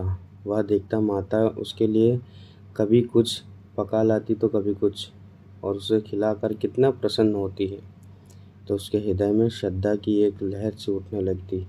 वह कॉलेज से लौटकर सीधा रेणुका के पास जाता। वह उसके लिए जलपान रखे हुए, रेणुका उसकी बातें जोहती रहती। प्रातः का नाश्ता भी वह वहीं करता था। इस मात्र स्नेह से वह उसे तृप्ति ही नहीं होती थी। छुट्टियों के दिन वह प्रातः दिन भर रेणुका के ही यहाँ रहता। उसके साथ कभी कभी नैना भी चली जाती। वह खासकर पशु पक्षियों की कीड़ा देखने जाती थी। अमरकांत के कोष में स्नेह आया तो उसकी वह कर्पणता जाती रही। सुखदा उसके समीप आने लगी। उसकी विलासिता से अब उसे उतना भय न रहा। रेणुका के साथ उसे लेकर वह शय तमाशे के लिए भी जाने लगा। रेणुका 10वें 5वें उसे 10-20 रुपये ज़रूर देती। उसके सप्रेम आग्रह के सामने अमरकांत की एक न चलती। उसके लिए नए नए सूट बने, नए नए जूते आए, मोटरसाइकिल आई, सजावट के सामान आए। 5 ही 6 महीने में वह विलासिता का द्रोही, सरल जीवन का उपासक हो अच्छा खासा रईसजादा बन बैठा। रईसजादों के भाव और विचारों से भरा हुआ, उतना ही स्वार्थी। उसकी जेब में 10-20 रुपये हमेशा पड़े रहते। खुद खाता, मित्रों को खिलाता और एक ही जगह 2 खर्च ज़्यादा करता। वह अध्ययनशीलता जाती रहती। ताश और चौरस में ज़्यादा आनंद आता था। हाँ, जलसों में उसे अब और अधिक उत्साह हो गया। वहाँ उसे कीर्ति लाभ का अवसर मिलता था। बोलने की शक्ति उसमें पहले भी बुरी ना थी, अभ्यास से और भी परिमार्जित हो गई। दैनिक समाचार और सामयिक साहित्य से भी उसे रुचि थी। विशेषकर इसके लिए ही रेणुका रोज़ रोज़ की खबरें उसे पढ़वा कर सुनती थी। दैनिक समाचार पत्रों के पढ़ने से अमरकांत के राजनीतिक ज्ञान का विकास होने लगा। देशवासियों के साथ शासक मंडल की कोई अनीति देखकर उसका खून खौल उठता था। जो संस्थाएं राष्ट्रीय उत्थान के लिए उद्योग कर रही थी, उनसे उसे सहानुभूति हो गई। वह अपने नगर की कांग्रेस कमेटी का मेंबर बन गया और उसके कार्यक्रम में भाग लेने लगा। एक दिन कॉलेज के कुछ छात्र देहातों की आर्थिक दशा की जांच पड़ताल करने निकले। सलीम और अमर भी चले। अध्यापक डॉक्टर शांति कुमार उनके नेता बनाए गए। कई गांवों की पड़ताल करने के बाद मंडली संध्या समय लौटने लगी तो अमर ने कहा, मैंने कभी अनुमान न किया था कि हमारे कृषकों किसानों की दशा इतनी निराशाजनक है। सलीम बोला, तालाब के किनारे वह जो 4-5 घर मोहल्ले के थे, उनमें तो लोहे के 2 एकाध बर्तन के सिवा कुछ नहीं था। मैं समझता था देहातियों के पास अनाज की बखारें भरी होगी, लेकिन यहाँ तो किसी के घर में अनाज के मटके तक न थे। शांति कुमार बोले, सभी किसान इतने गरीब नहीं होते। बड़े किसानों के घर में बखारें भी होती हैं, लेकिन ऐसे किसान गांव में 2-4 से ज़्यादा नहीं होते। अमरकान ने विरोध किया, मुझे तो इन गांव में एक भी ऐसा किसान ना मिला और महाजन अपने इन्हीं गरीबों को चूसते हैं। मैं चाहता हूँ उन लोगों को इन बेचारों पर दया भी नहीं आती।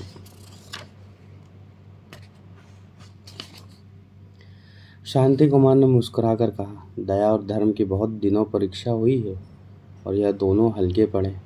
अब तो न्याय परीक्षा का युग है। शांति कुमार की अवस्था कोई 35 की थी।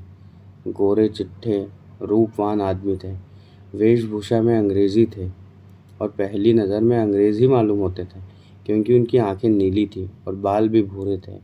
ऑक्सफोर्ड से डॉक्टर की उपाधि प्राप्त करके लाए थे। विवाह के कट्टर विरोधी थे। स्वतंत्रता प्रेम के कट्टर भक्त। बहुत ही प्रसन्न मुख, सहृदय, सेवाशील व्यक्ति थे। राजनीति आंदोलन में खूब भाग लेते थे, पर गुप्त रूप से, खुले मैदान में न आते। हाँ, सामाजिक क्षेत्र में खूब गरजते थे। अमरकान ने करुण स्वर में कहा, मुझे तो उस आदमी की सूरत नहीं भूलती जो 6 महीने से बीमार पड़ा था और 1 पैसे की दवा न ली। इस दशा में जमींदार ने लगान की डिग्री करा ली और जो कुछ घर में था नीलाम करा लिया, बेल तक बिकवा लिया। ऐसे अन्यायी संसार की नियता कोई चेतन शक्ति है? मुझे तो इसमें संदेह हो रहा है। तुमने देखा नहीं सलीम, गरीब के बदन पर चिथड़े तक न थे। उनकी वृद्धा माता कितना फूट फूट कर रोती थी। सलीम की आंखों में आंसू थे। बोला, तुमने रुपए दिए तो बुढ़िया कैसे तुम्हारे पैरों पर गिर पड़ी? मैं तो अलग मुंह फेर कर रो रहा था। मंडली यूं ही बातचीत करती चली जाती। अब पक्की सड़क मिल गई थी। दोनों तरफ ऊंचे वृक्ष ने मार्ग को अंधेरा ढाक रखा था। सड़क के दाहिने बाहिने नीचे आदि के खेत खड़े थे। थोड़ी दूर पर 2-1 मंजूर या राहगीर मिल जाते थे। सहसा एक वृक्ष के नीचे 10-12 स्त्री पुरुष सशंकित भाव से दुबके हुए दिखाई दिए। सबके सब सामने वाले अरहर के खेत की ओर ताक रहे थे, आपस में कन्फुसियां कर रहे थे। अरहर के खेत की मेड़ पर 2 गोरे सैनिक हाथ में बेत लिए अकड़े खड़े थे। छात्र मंडली को कुतूहल हुआ। सलीम ने एक आदमी से पूछा, क्या माजरा है? तुम लोग क्यों जमा हो? अचानक अरहर के खेत की ओर से किसी औरत के चित्कार की सुनाई पड़ी। छात्र वर्ग अपने डंडे संभालकर खेत की तरफ लपका। परिस्थितियां उनकी समझ में आ गई थी। एक गोरे सैनिक ने आंखें निकालकर छड़ी दिखाई, भाग जाओ नहीं हम ठोकर मारेंगे। इतना उसके मुंह से निकलता कि डॉक्टर शांति कुमार ने लपक कर उसके मुंह पर घूंसा मार दिया। सैनिक के मुंह पर घूंसा पड़ा, तिलमिला उठा, पर था तो घूसेबाजी में मंजा हुआ। घूसे का जवाब जो दिया तो डॉक्टर साहब गिर पड़े। उसी वक्त सलीम ने अपनी हॉकी स्टिक उस गोरे के सिर पर जमाई। वह चौंधिया गया, जमीन पर गिर पड़ा, जैसे मूर्छित हो गया। दूसरे सैनिक को अमर और एक दूसरे छात्र ने पीटना शुरू कर दिया, पर वह इन युवकों पर भारी था। सलीम इधर से फुर्सत पाकर उस पर लपका। 1 के मुकाबले में 3 हो गए। सलीम के स्टिक ने इस सैनिक को भी जमीन पर सुला दिया। इतने में अरहर के पौधों को चीरता हुआ तीसरा गोरा आ पहुंचा। डॉक्टर शांति कुमार संभल कर उस पर लपक के ही थे कि उसने रिवॉल्वर निकालकर दाग दिया। डॉक्टर साहब जमीन पर गिर पड़े। अब मामला नाजुक था। तीनों छात्र डॉक्टर को संभालने लगे। यह भय भी लगा हुआ था कि वह दूसरी गोली न चला दे। सबके प्राण उन्हीं में समाये हुए थे। लोग अभी तक तो तमाशा देख रहे थे, मगर डॉक्टर साहब को गिरते देख उनके खून में भी जोश आ गया। जोश आते ही भय की भांति साहस की भी संक्रामक होता है। सब के सब अपनी लकड़ियां संभाल कर गोरे पर दौड़े। गोरे ने रिवॉल्वर दागी, पर निशाना खाली गया। इसके पहले कि वह तीसरी गोली चलाए, उस पर डंडों की वर्षा होने लगी और एक क्षण में वह भी आहत होकर गिर पड़ा। खैरियत यह हुई कि जख्म डॉक्टर साहब की जांघ में था। सभी छात्र तत्काल धर्म जानते थे। घाव का खून बंद किया और पट्टी बांध दी। उसी वक्त एक युवती की खेत से निकली और मुंह छिपाए लंगड़ाती कपड़े संभालती एक तरफ चली। अबला लज्जावश किसी से कुछ कहे बिना सबकी नज़रों से दूर निकल जाना चाहती थी। उसकी जिस अमूल्य वस्तु का अपहरण किया गया था, उसे कौन दिला सकता था। दुष्टों को मार डालो, इससे तुम्हारी न्याय बुद्धि को संतोष होगा। उसका तो जो चीज़ गई है वह गई। वह अपना दुख क्यों रोए, क्यों फरियाद करे। सारे संसार की सहानुभूति उसके किस काम की है। सलीम एक क्षण तक युवती की ओर ताकता रहा, फिर स्टिक संभाल कर उन तीनों को पीटने लगा। ऐसा जान पड़ता था कि उन्मत्त हो गया है, उन्हें जान से मार देगा। डॉक्टर साहब ने पुकारा, क्या करते हो सलीम? इससे क्या फ़ायदा? यह इंसानियत के खिलाफ है। गिरे हुए पर हाथ उठाना अच्छी बात नहीं। सलीम ने दम लेकर कहा, मैं एक शैतान को भी जिंदा ना छोड़ूंगा। मुझे फांसी हो जाए, कोई गम नहीं। ऐसा सबक देना चाहिए कि फिर किसी बदमाश को इसकी ज़रूरत ना हो। फिर मजदूरों की तरफ देखकर बोला, तुम इतने आदमी खड़े ताकते रहे और तुमसे कुछ ना हो सका। तुम में इतनी गैरियत भी नहीं, अपनी बहू बेटी के आबरू की हिफाजत भी नहीं कर सकते। समझते होगे कौन हमारी बहू है और कौन हमारी बेटी। इस देश में जितनी बेटियां हैं, जितनी बहुएं हैं, सब तुम्हारी बहुएं हैं। जितनी माएँ हैं, सब तुम्हारी माएँ हैं। तुम्हारी आंखों के सामने यह अनर्थ हुआ और तुम कायरों की तरह खड़े ताकते रहे। क्यों? सब के सब मर नहीं गए? सहसा उसे ख्याल आ गया कि मैं आवेश में आकर उन गरीबों को फटकार बताने की अनधिकार चेष्टा कर रहा हूँ। वह चुप हो गया और कुछ लज्जित भी हुआ। समीप के एक गांव से बैलगाड़ी मंगाई गई। शांति कुमार को लोगों ने उठाकर उस पर लिटा दिया और गाड़ी चलने को हुई। डॉक्टर साहब ने चौंक कर पूछा, और उन तीनों आदमियों को क्या यहीं छोड़ोगे? सलीम ने मस्तक सिकोड़कर कहा, हम उनको लाद कर ले जाने के जिम्मेदार नहीं हैं। मेरा तो जी चाहता है उन्हें खोद कर दफन कर दूं। डॉक्टर साहब ने कहा। आखिर डॉक्टर के बहुत समझाने के बाद सलीम राजी हुआ। तीनों गोरे भी गाड़ी पर लादे गए और गाड़ी चली। सब के सब मजदूर अपराधियों की भांति सिर झुकाए कुछ देर तक गाड़ी के पीछे पीछे चले। डॉक्टर ने उनको बहुत धन्यवाद देकर विदा किया। 9 बजते बजते समीप का रेलवे स्टेशन मिला। इन लोगों ने गोरों को तो वहीं पुलिस के चार्ज में छोड़ दिया और आप डॉक्टर साहब के साथ गाड़ी पर बैठकर चले गए। सलीम और अमर तो ज़रा देर में हंसने बोलने लगे। इस संग्राम की चर्चा करने उनकी ज़बान न थकती थी। स्टेशन मास्टर से कहा, गाड़ी के मुसाफिरों से कहा, रास्ते में जो मिला उससे कहा। सलीम तो अपने साहस और शौर्य की खूब ढींगे मारता था, मानो कोई किला जीत आया हो, और जनता को चाहिए कि उसे मुकुट पहनाए, उसकी गाड़ी खींचे, उसकी जुलूस निकाले। किंतु अमरकांत चुपचाप डॉक्टर साहब के पास बैठा हुआ था। आज के अनुभव ने उसके हृदय पर ऐसी चोट लगाई थी जो कभी ना भरेगी। वह मन ही मन इस घटना की व्याख्या कर डर रहा था। इन टके के सैनिकों की इतनी हिम्मत क्यों हुई? यह गोरे सिपाही इंग्लैंड के निम्नतम श्रेणी के मनुष्य होते हैं। इनका इतना साहस कैसे हुआ? इसलिए कि अब भारत पराधीन है। यह लोग जानते हैं कि यहाँ के लोगों पर उनका आतंक छाया हुआ है। वह जो अनर्थ चाहे करें, कोई छू नहीं कर सकता। यह आतंक दूर करना होगा। इस पराधीनता की जंजीर को तोड़ना होगा। इस जंजीर को तोड़ने के लिए वह तरह तरह के मसुम्बे बांधने लगा, जिनमें यौवन का उन्माद था, लड़कपन की उग्रता थी और कच्ची बुद्धि की बहक थी। डॉक्टर शांति कुमार 1 महीने तक अस्पताल में रहकर अच्छे हो गए। तीनों सैनिकों पर क्या बीती नहीं कहा जा सकता, पर अच्छे होते ही पहला काम जो डॉक्टर साहब ने किया वह तांगे पर बैठकर छावनी में जाना और उन सैनिकों की कुशल पूछना था। मालूम हुआ कि वह तीनों भी कई कई दिनों अस्पताल में रहे, फिर तब तबादला कर दिए गए। रेजिमेंट के कप्तान ने डॉक्टर साहब से अपने आदमियों के अपराध की क्षमा मांगी और विश्वास दिलाया कि भविष्य में सैनिक पर ज़्यादा कड़ी निगाह रखी जाएगी। डॉक्टर साहब की इस बीमारी में अमर खान ने तन मन से उनकी सेवा की। केवल भोजन करके और रेणुका से मिलने के लिए घर जाता, बाकी सारा दिन और सारी रात उन्हीं की सेवा में व्यतीत करता। रेणुका भी 2-3 बार डॉक्टर साहब को देखने गई। इधर से फुर्सत पाते ही अमरकांत कांग्रेस के कामों में ज़्यादा उत्साह से शरीक होने लगा। चंदा देने में तो उसे संस्था में कोई उसकी बराबरी न कर सकता था। एक बार आम जलसे में वह ऐसी उद्दंडता से बोला कि पुलिस के सुपरिटेंडेंट ने लाला से अमरकांत को बुलाकर लड़के को संभालने की चेतावनी दी। लाला जी ने वहाँ से लौटकर खुद तो अमरकांत से कुछ न कहा, सुखदा और रेणुका दोनों से जड़ दिया।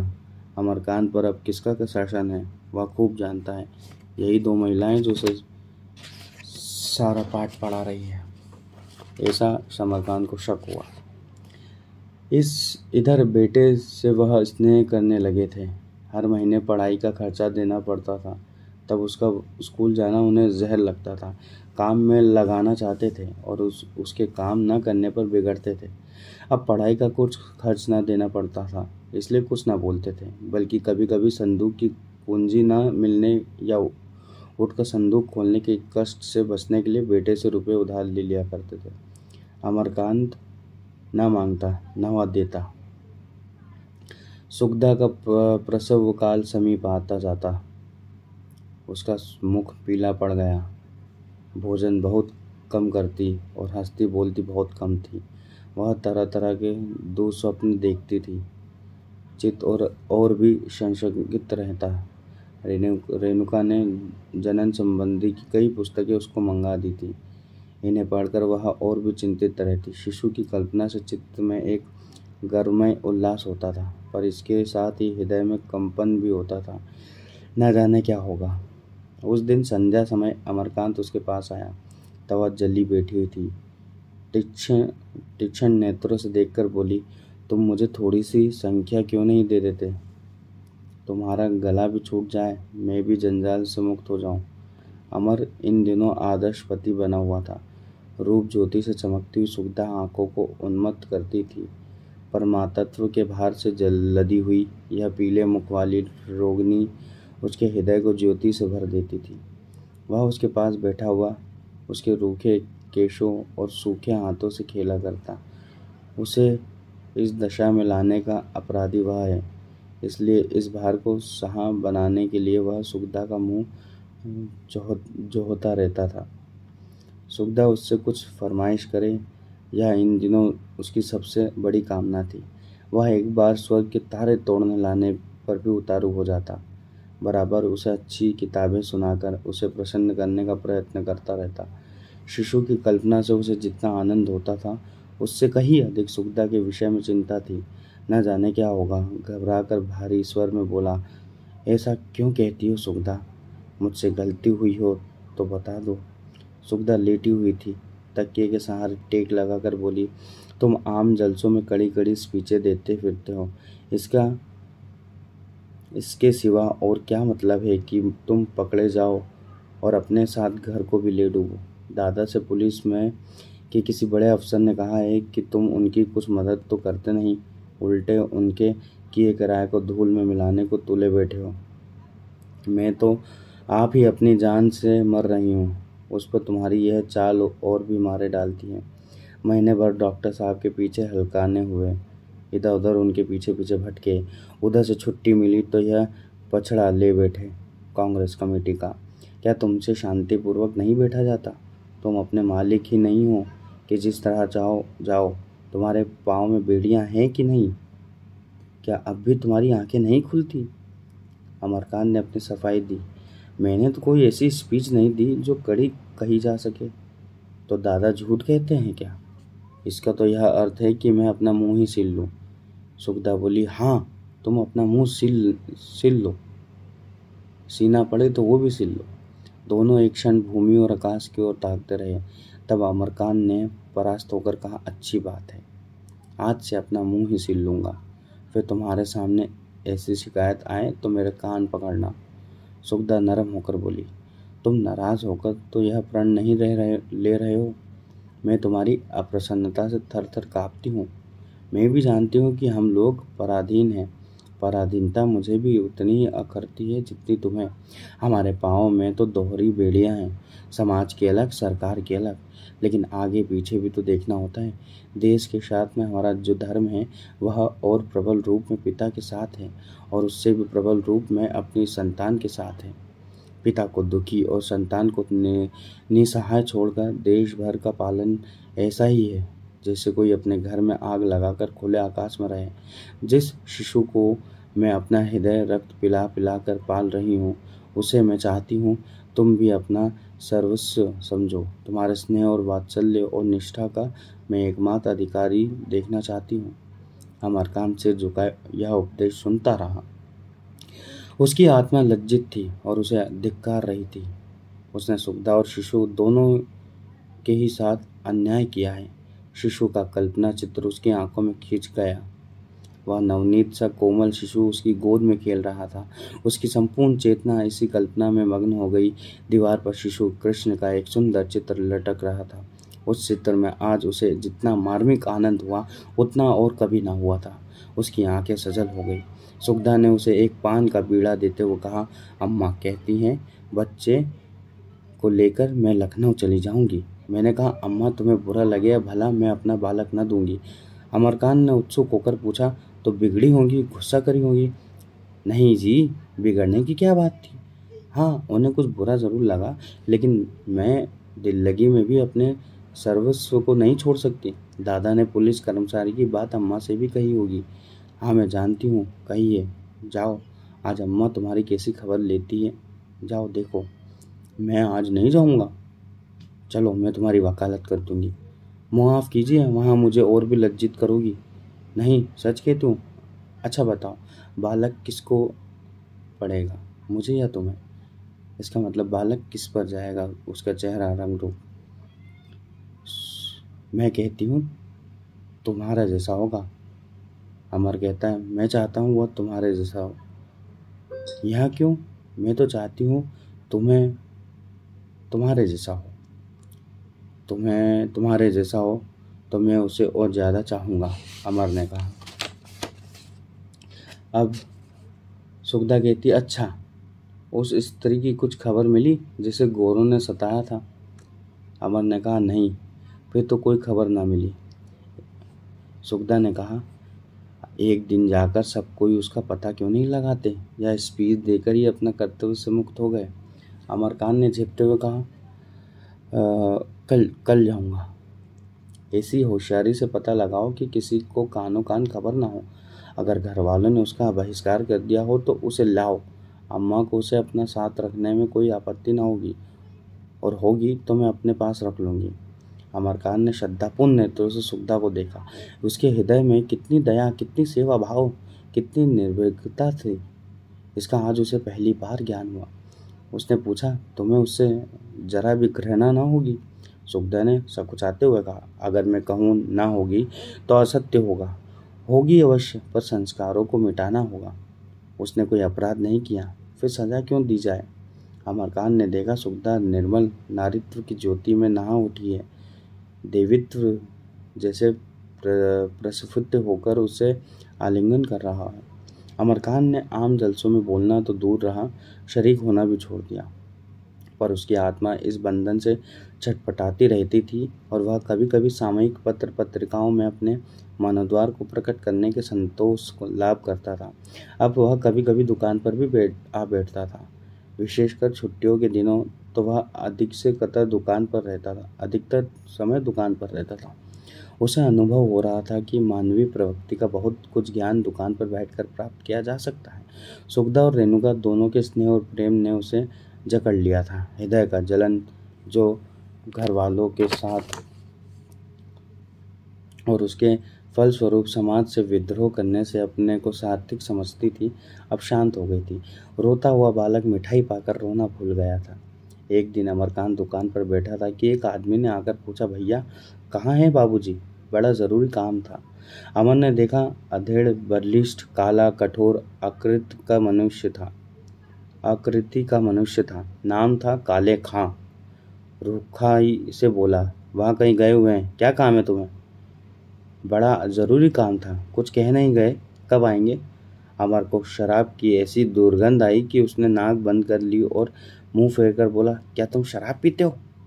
काले खां ने हंसकर कहा, शराब किसे मयस्सर होती है लाला, रूखी रोटियां तो मिलती नहीं। आज एक नातेदारी में गया था, उन लोगों ने पिला दी। वह और समीप आ गया और अमर के कान के पास मुंह लगाकर बोला, एक रकम दिखाने लाया था, कोई 10 तोले की होगी।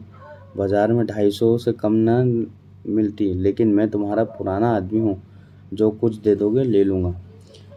उसने कमर से जोड़ा सोने के कड़े निकाले और अमर के सामने रख दिए। अमर ने कड़ों को बिना उठाए पूछा, यह कड़े तुमने कहाँ पाए? काले खां ने बेहयाई से मुस्कुरा कर कहा, यहाँ ना पूछो राजा, अल्लाह देने वाला है। अमरकांत ने घृणा का भाव दिखाकर कहा, कहीं से चुरा के लाए हो? काले खां ने फिर हंसा, चोरी किसे कहते हैं राजा, यह तो अपनी खेती है।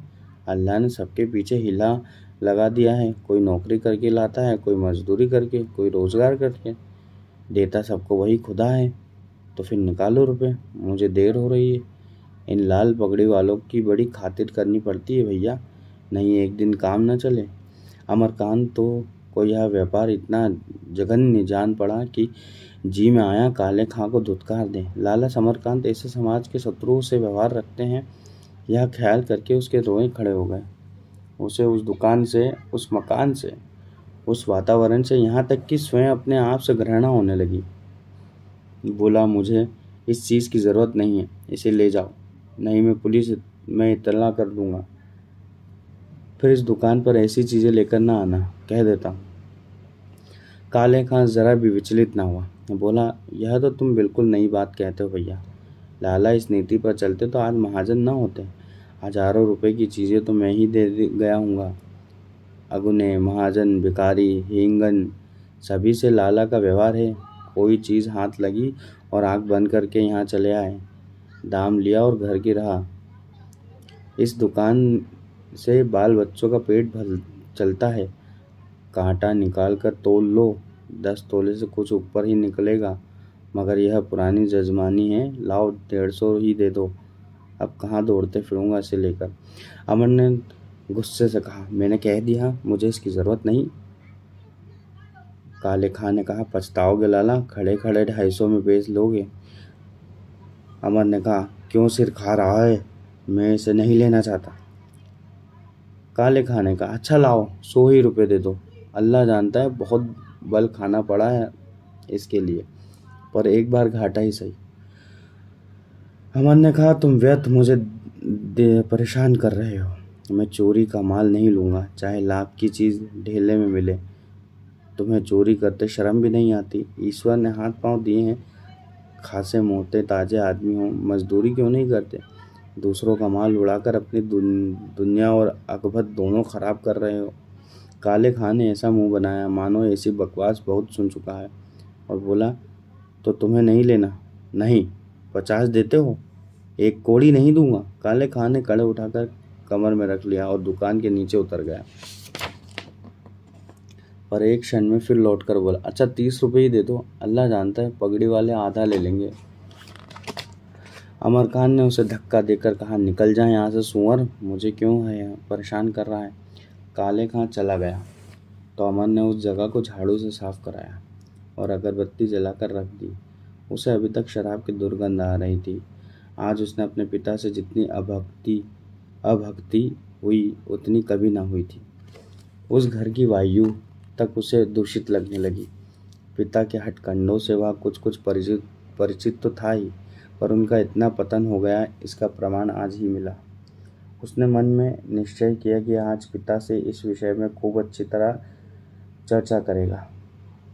उसने मन में आया दुकान बंद करके चला जाए और जब पिताजी आ जाएं तो वह साफ साफ कह दे मुझसे यह व्यापार न होगा। वह दुकान बंद करने ही जा रहा था कि एक बुढ़िया लाठी टेकती हुई आकर सामने खड़ी हो गई और बोली, लाला, बाबूजी नहीं है क्या बेटा? बुढ़िया के बाल सन हो गए थे, देह की हड्डियां तक सूखी थी।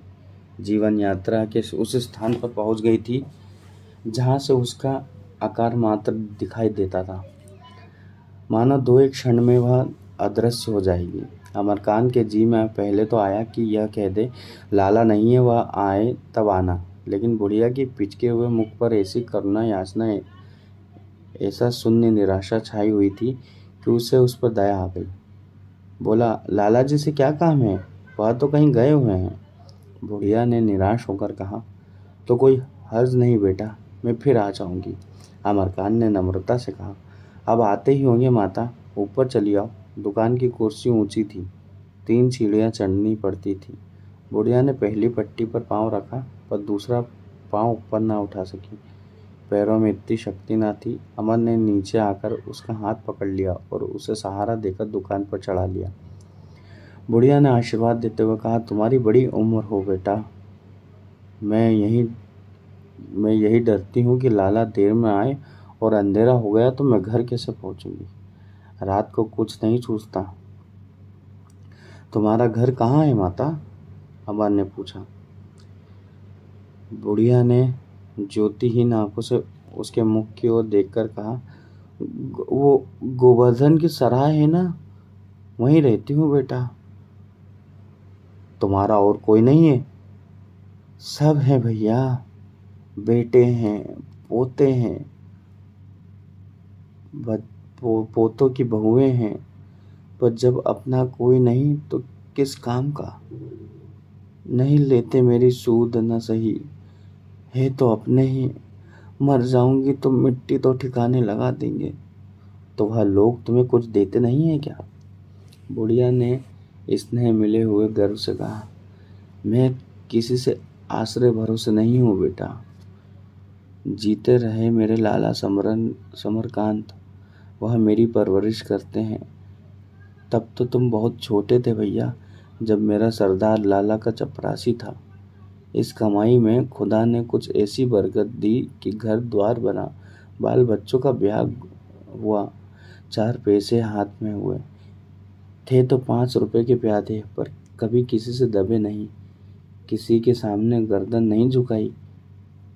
जहाँ लाला का पसीना गिरे वहाँ अपना खून बहाने को तैयार रहते थे। आधी रात, पिछली रात, जब बुलाया हाजिर हो गए। थे तो अदना से नौकर। मुद्दा लाला ने कभी तुम कहकर नहीं पुकारा, बराबर खां साहब कहते थे। बड़े बड़े सेठिया कहते थे, खां साहब हम इससे दुगनी कीमत देंगे, तुम हमारे पास आ जाओ। पर सबको यही जवाब देता कि जिसके हो गए उसके हो गए, जब तक वह धुतकार न देगा उसका दामन न छोड़ेंगे। लाला ने भी ऐसा निभाया कि कोई क्या निभाएगा। उन्हें मरे आज 20वां साल है, वही तलब मुझे देते जाते हैं। लड़के पराए हो गए, पोते बात नहीं पूछते, पर अल्लाह मेरे लाला को सलामत रखे। मुझे किसी के सामने हाथ फैलाने की नौबत नहीं आई। अमरकांत ने अपने पिता को स्वार्थी, लोभी, भावहीन समझ रखा था। आज उसे मालूम हुआ उनमें दया और वात्सल्य भी है। गर्व से उसका हृदय पुलकित हो उठा। बोला, तो तुम्हें 5 रुपए मिलते हैं? हाँ बेटा, 5 रुपए महीना देते जाते हैं। तो मैं तुम्हें रुपए दे देता हूँ, लेट जाओ। लाला शायद देर में आए। वृद्धा ने कानों पर हाथ रखकर कहा, नहीं बेटा, उन्हें आ जाने दो, लाठियां टेकती हुई चली जाऊंगी। अब तो यही आंखें रह गई है, इसमें हर्ज क्या है? मैं उनसे कह दूंगा पठानी रुपए ले गई, अंधेरे में कहीं गिरा पड़ेगी। नहीं बेटा, ऐसा काम नहीं करती जिसमें पीछे से कोई बात पैदा हो, फिर आ जाऊंगी। नहीं माँ, मैं बिना रुपए लिए जाने न दूंगा। बुढ़िया ने डरते डरते कहा, तो लाओ दे दो बेटा, मेरा नाम टाँक लेना। पठानी अमरकांत ने रुपए दे दिए। बुढ़िया ने कांपते हुए हाथों से रुपए लेकर गिरा बांधे हुए और दुआएं देती हुई धीरे धीरे सीढ़ियों से नीचे उतरी, मगर 50 कदम भी ना हो गई होगी, पीछे से अमरकांत एक इक्का हाथ गाड़ी लिए आया और बोला, बुढ़िया माता, आकर इस ठेले पर बैठ जाओ, मैं तुम्हें पहुंचा दूंगा। बुढ़िया ने आश्चर्यचकित नेत्रों से देखकर कहा, अरे नहीं बेटा, तुम मुझे पहुंचाने कहाँ जाओगे? मैं लाठी टेकती हुई चली जाऊंगी। अल्लाह तुम्हें सलामत रखे। अमरकांत ने ठेला ला चुका था। उसने बुढ़िया को गोद में उठाया और हाथ गाड़ी पर बैठाकर पूछा, कहाँ चलूं? बुढ़िया ने हाथ गाड़ी के डंडों को मजबूत से पकड़कर कहा, गोवर्धन की सराय चलो बेटा, अल्लाह तुम्हारी उम्र दराज करे। मेरा बच्चा इस बुढ़िया के लिए इतना हैरान हो रहा है, इतनी दूर से दौड़ आया। पढ़ने जाते हो ना बेटा, अल्लाह तुम्हें बड़ा दर्जा दे। 15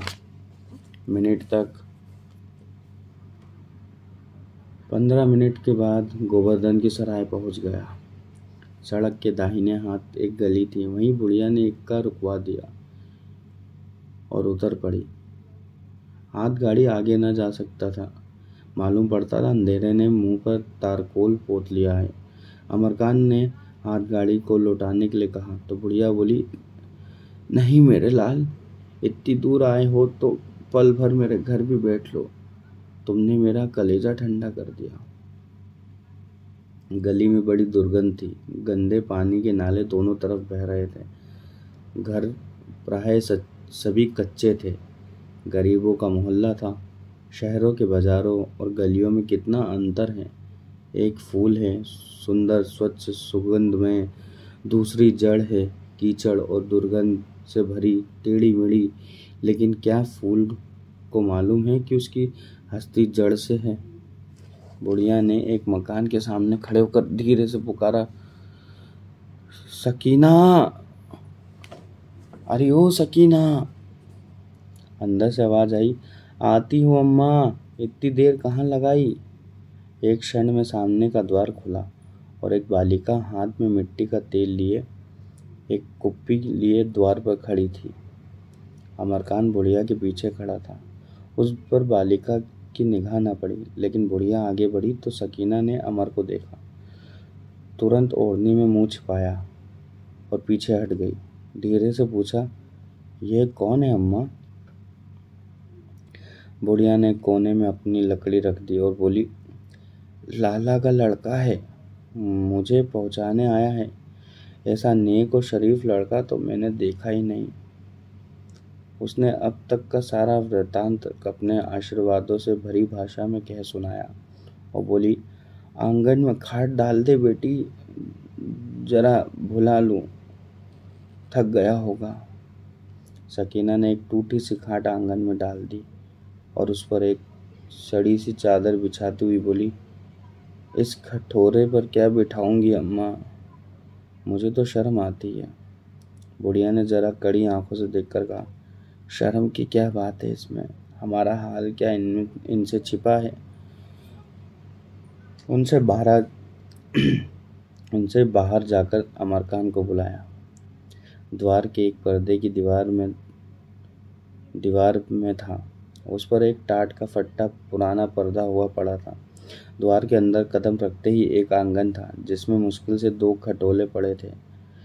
सामने खपरेल का एक नीचा सायाबान था और सायाबान के पीछे एक कोठरी थी जो इस वक्त अंधेरी पड़ी हुई थी। सायाबान में एक किनारे चूल्हा बना हुआ था और टीन और मिट्टी के 2-4 बर्तन, एक घड़ा और एक मटका रखे हुए थे। चूल्हे में आग जल रही थी और तवा रखा हुआ था। अमर ने खाट पर बैठते हुए कहा, यह घर तो बहुत छोटा है, इसमें गुजर कैसे होता है? बुढ़िया खाट के पास जमीन पर बैठ गई और बोली, बेटा अब तो 2 ही हैं, नहीं इस घर में एक पूरा बड़ा कुटुंब परिवार रहता था। मेरे 2 बेटे, 2 बहुएं, उनके बच्चे, सभी इस घर में रहते थे। इसी में सभी के शादी ब्याह हुए और इसी में सब मर भी गए। उस वक्त यह ऐसा गुलजार लगता था कि तुमसे क्या कहूँ। अब मैं हूँ और मेरी यह पोती है और सबको अल्लाह ने बुला लिया। पकाते हैं, खाते हैं और पड़े रहते हैं। तुम्हारे पठान के मरते ही घर में जैसे झाड़ू फिर गई। अब तो अल्लाह से कहूँगी कि मुझे भी उठा ले। तुम्हारे यार दोस्त तो बहुत होंगे बेटा, अगर शर्म की बात ना समझो तो किसी की से जिक्र करना। कौन जाने तुम्हारे हीले से कहीं बातचीत ठीक हो जाए। सकीना कुर्ता पजामा पहने, ओढ़नी से माथा छिपाए साइबान में खड़ी थी। बुढ़िया ने जो ही उसकी शादी की चर्चा छेड़ी, वह चूल्हे के पास जा बैठी और आटे को उंगलियों से गोदने लगी। वह दिल में झुंझला रही थी कि अम्मा क्यों इनसे मेरी दुखड़ा ले बैठी। किससे कौन बात करनी है, कौन नहीं बात नहीं करनी, इसका इन्हें ज़रा भी लिहाज नहीं। जो एरा गेरा आ गया उसे शादी से पचड़ा गाने लगी और अब सब बातें गई, बस एक शादी रह गई। उसे क्या मालूम कि अपनी संतान को विवाहित देखना बुढ़ापे की सबसे बड़ी अभिलाषा है। अमर खान ने मन में मुसलमान मित्रों का सिंहावलोकन करते हुए कहा, मेरे मुसलमान दोस्त ज़्यादा तो नहीं है, लेकिन जो एक हैं उनसे मैं जिक्र करूँगा। वृद्धा ने चिंतित भाव से कहा, वह लोग धनी होंगे? हाँ, सभी खुशहाल है। तो भला धनी लोग गरीबों की बात क्यों पूछेंगे? हालांकि हमारे नबी का हुक्म है कि शादी ब्याह में अमीर गरीब का विचार न होना चाहिए, पर उनके हुक्म को कौन मानता है। नाम के मुसलमान, नाम के हिंदू रह गए हैं। ना कहीं सच्चा मुसलमान नज़र आता है, ना सच्चा हिंदू। मेरे घर का तो तुम पानी भी ना पियोगे, है ना बेटा? तुम्हारी क्या खातिर करूं? सकीना से, बेटी तुमने जो रुमाल काढ़ा है वह लाकर भैया को दिखाओ, शायद इन्हें पसंद आ जाए, और हमें अल्लाह ने किस लायक बनाया है। सकीना ने रसोई से निकली और एक ताक पर से सिगरेट का एक बड़ा सा बक्स उठा लिया और उसमें से वह रुमाल निकालकर सिर झुकाए झिझकती हुई बुढ़िया के पास आ रुमाल रख तेजी से चली गई। अमर खान ने आंखें झुकाए हुए था, पर सकीना को सामने देखकर आंखें नीची न रह सकी। एक रमणी सामने खड़ी हो तो उसकी ओर से मुंह फेर लेना कितनी भद्दी बात है। सकीना का रंग सांवला था और रूप रेखा देखते हुए वह सुंदरी न कही जा सकती थी। अंग प्रत्यंग का गठन भी कवि वर्णित उपमानों से मेल न खाता था, पर रंग रूप, चाल ढाल, शील संकोच, इन सब ने मिलजुल कर उसे आकर्षक शोभा प्रदान कर दी थी। वह बड़ी बड़ी पलकों से आंखें छिपाए, देह चुराए, शोभा की सुगंध और ज्योति फैलाई हुई इस तरह निकल गई जैसे स्वप्न चित्र एक झलक दिखाकर मिट गया हो। अमर खान ने रुमाल उठा लिया और दीपक के प्रकाश में उसे देखने लगा। कितनी सफाई से बेल बूते बनाए गए हैं, बीच में एक मोर का चित्र है। इस झोपड़ी में इतना सुरुचि? चकित होकर बोला, यह तो खूबसूरत रुमाल है माताजी। सकीना काटने का काम बहुत होशियारी मालूम होती है। बुढ़िया ने गर्व से कहा, यह सभी काम जानती है भैया, न जाने कैसे सीख लिया। मोहल्ले की 2-4 लड़कियां मदरसे पढ़ने जाती थी, उन्हीं को काटते देखकर इसने सब कुछ सीख लिया। कोई मर्द घर में होता तो हमें कुछ काम मिल जाया करता। गरीबों के मोहल्ले में इन कामों की कौन कदर करता है। तुम यह रुमाल लेते जाओ बेटा, एक बेकस बेवा की नज़र है। अमर ने रुमाल को जेब में रखा तो उसकी आंखें भर आई। उसका बस होता तो उसी वक्त वो 100-200 रुपये रुमाल की फरमाइश कर देता। फिर यह भी बात है उसके दिल में जम गई कि उसने खड़े होकर कहा, मैं इस रुमाल को हमेशा तुम्हारी दुआ समझूंगा। वादा तो नहीं करता, लेकिन मुझे यकीन है कि मैं अपने दोस्तों से आपको कुछ काम दिला सकूं। अमर खान ने पहले पठानी के लिए तुम का प्रयोग किया था, चलते समय वह तुम आप में बदल गया था। सुरुचि, सुविचार, सद्भाव, उसे यह सब कुछ मिला। हाँ, उस पर विपन्नता का आवरण पड़ा हुआ था। शायद सकीना ने यह आप और तुम का विवेक उत्पन्न कर दिया था। अमर उठ खड़ा हुआ। बुढ़िया उसे आंचल फैलाकर दुआएं देती रही। अमर खान ने 9 बजते बजते लौटा तो लाला समर खान ने पूछा, तुम दुकान बंद करके कहाँ चले गए थे? इस तरह दुकान पर बैठा जाता है क्या? अमर ने सफाई दी, बुढ़िया पठानी रुपए लेने आई थी, बहुत अंधेरा हो गया था। मैंने समझा कहीं गिर पड़ी इसलिए उसे घर तक पहुंचाने चला गया। वह तो रुपए लेती ही न थी, पर जब बहुत देर हो गई थी तो मैंने रोकना उचित न समझा। कितने रुपए दिए? 5। लाला जी को कुछ धैर्य हुआ? और कोई आसामी आया था? किसी से कुछ रुपए वसूल हुए? जी नहीं, आश्चर्य है। और तो कोई नहीं आया। वही बदमाश काले खां सोने की एक चीज बेचने आया था, मैंने लौटा दिया। समरकान ने त्योरी बदली। क्या चीज थी? सोने के कड़े थे, 10 तोले बताता था। तुमने तोला नहीं? मैंने हाथ से छुआ तक नहीं। हाँ, क्यों छूते? उसमें पाप लिपटा हुआ था ना। कितना मांगता था? 200। झूठ बोलते हो। शुरू 200 से किए थे, पर उतरते उतरते 30 रुपए तक आया। लाला जी की मुद्रा कठोर हो गई। फिर तुमने लौटा दिए? और क्या करता? मैं तो उसे सेंड भी ना लेता। ऐसा रोजगार करने में पाप है समझता हूँ। समरकान क्रोध से विकृत होकर बोले, चुप रहो, शर्माते तो नहीं, ऊपर से बातें बनाते हो। 150 रुपये बैठे बैठे मिलते, वह तुमने धर्म के घमंड में खो दिए। उस पर ऐसा करते हो मुझ पे? जानते भी हो धर्म है क्या? क्या चीज़ है? साल में एक बार भी गंगा स्नान करते हो? एक बार भी देवताओं को जल चढ़ाते हो? कभी राम का नाम लिया है जिंदगी में? कभी एकादशी या कोई दूसरा व्रत रखा है? कभी कथा पुराण पढ़ते हो या सुनते हो? तुम क्या जानो धर्म किसे कहते हैं? धर्म और चीज़ है, धर्म और चीज़ है और रोजगार और चीज़ है। छी! साफ 150 रुपये फेंक दिए। अमरकांत धर्म की इस व्याख्या पर मन ही मन हंसकर बोला, गंगा स्नान पूजा पाठ को मुख्य धर्म समझते हैं, मैं सच्चाई सेवा और परोपकार को मुख्य धर्म समझता हूँ। स्नान ध्यान पूजा व्रत धर्म के साधन मात्र हैं, धर्म नहीं है। समरकांत ने मुंह चिढ़ाकर कहा, ठीक कहते हो, बहुत ठीक। अब संसार तुम्ही को धर्म का आचार्य मानेगा। अगर तुम्हारे धर्म मार्ग पर चलता है तो आज मैं भी लंगोटी लगाए घूमता होता। तुम भी यह यूं महल में बैठकर मौज ना करते।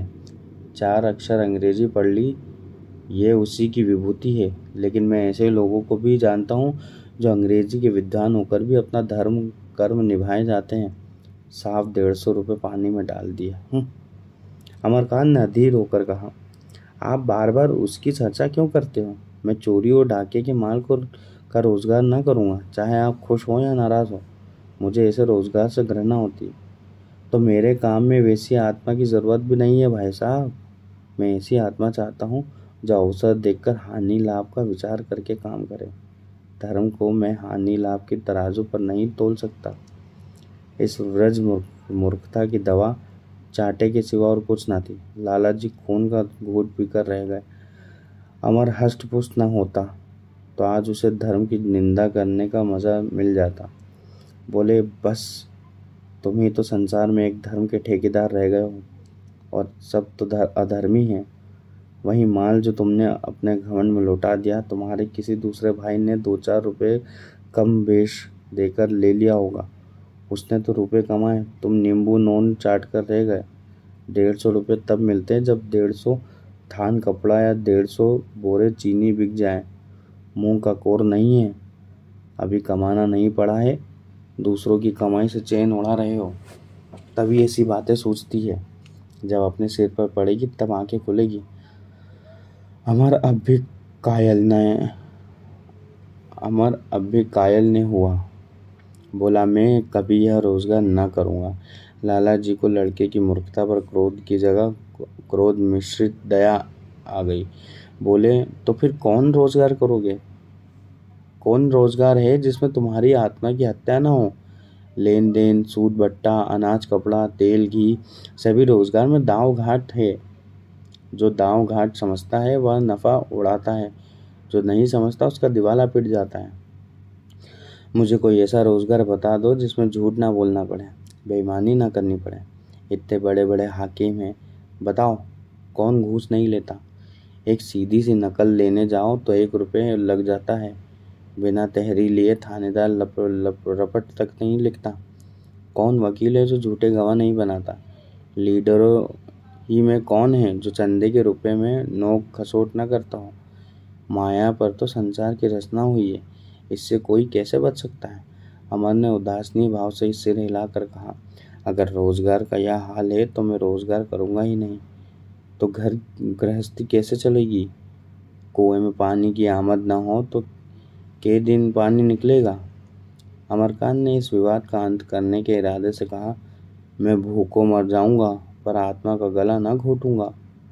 तो क्या मजदूरी करोगे? मजदूरी करने में कोई शर्म नहीं है। समरकांत ने हथौड़े से काम चलते न देखकर घन चलाया। शर्म चाहे ना हो पर तुम ना कर सकोगे। कहो लिख दूं?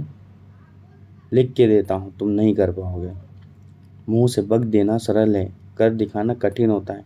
चोटी का पसीना एड़ी तक आता है, तब 4 गंदे पैसे मिलते हैं। मजदूरी करेंगे। एक घड़ा पानी तो अपने हाथों से खींचा नहीं जाता। 4 पैसे की भाजी लेनी होती है तो नौकर लेकर चलते हैं। यह मजदूरी करेंगे। अपने भाग्य को सराहो कि मैंने कमा कर रख दिया है। तुम्हारा किया कुछ ना होगा। तुम्हारी इन बातों में ऐसा जी जलता है कि सारी जायदाद कृष्ण अर्पण कर दूं। फिर देखो तुम्हारी आत्मा किधर जाती है। अमरकांत पर उनकी इस चोट का भी कोई असर न हुआ। आप खुशी से अपनी जायदाद कृष्ण अर्पण कर दें, मेरे लिए रत्ती भी चिंता न करें। जिस दिन आप यह पुनीत कार्य करेंगे उस दिन मेरा सौभाग्य सूर्य उदय होगा। मैं इस मोह से मुक्त होकर स्वाधीन हो जाऊंगा। जब तक मैं इस बंधन में पड़ा हूँ मेरी आत्मा का विकास न होगा। समरकांत के पास अब कोई शस्त्र न था। एक क्षण के लिए क्रोध ने उनकी व्यवहार बुद्धि को भ्रष्ट कर दिया। बोले, तो क्यों इन बंधन में पड़े हो? क्यों अपनी आत्मा का विकास नहीं करते? महात्मा ही हो जाओ। जाओ कुछ करके दिखाओ। जिस चीज़ की तुम कदर नहीं कर सकते वह मैं तुम्हारे गले नहीं मरना चाहता। यह कहते हुए ठाकुर द्वारे में चले गए, जहाँ इस समय आरती का घंटा बज रहा था। अमर ने इस चुनौती का जवाब न दे सका। वे शब्द जो बाहर न निकले उसके हृदय में फोड़े की तरह टिसने लगे। मुझ पर अपनी संपत्ति की धौंस जमाने चले हैं। चोरी का माल बेचकर जुआरियों को 4 आने रुपए ब्याज पर रुपए देकर गरीब मजदूरों और किसानों को ठग कर जो रुपए जोड़े हैं उस पर आपको इतना अभिमान है। ईश्वर न करे मैं उस धन का गुलाम बनूं। वह उन्हीं उत्तेजनाओं से भरे हुए विचारों में उबा बैठा था कि नैना ने आकर कहा, दादा बिगड़ रहे थे भैया, क्या हुआ? अमरकांत ने एकांत जीवन में नैना ही स्नेह और सांत्वना की वस्तु थी। अपना सुख दुख, अपनी विजय और पराजय, अपने मंसूबे और इरादे वह उसी से कहा करता था। यद्यपि सुखदा से अब उसे उतना विराग न रह गया था, ना ही उससे प्रेम भी हो गया था, पर नैना अब भी उससे निकटर थी। सुखदा और नैना दोनों उसके अंतरस्थल के 2 कुल थे। सुखदा ऊंची, दुर्गम और विशाल थी। लहरें उसके चरणों ही तक पहुंचकर रह जाती थी। नैना समतल थी, सुलभ और समीप थी। वायुओं का थोड़ा वेग पाकर भी लहरें उसके ममस्थल तक जा पहुंचती थी। अमर अपनी मनोव्यवस्था को मंद मुस्कान की आड़ में छिपाता हुआ बोला, कोई नई बात नहीं है नैना, वही पुराना पछड़ा है। तुम्हारी भाभी तो नीचे नहीं थी? अभी तक तो यहीं थी, जरा देर हुई ऊपर चली गई। तो आज उधर से भी शस्त्र प्रहार होंगे। दादा ने तो आज मुझसे साफ कह दिया, तुम अपने लिए कोई राह निकालो।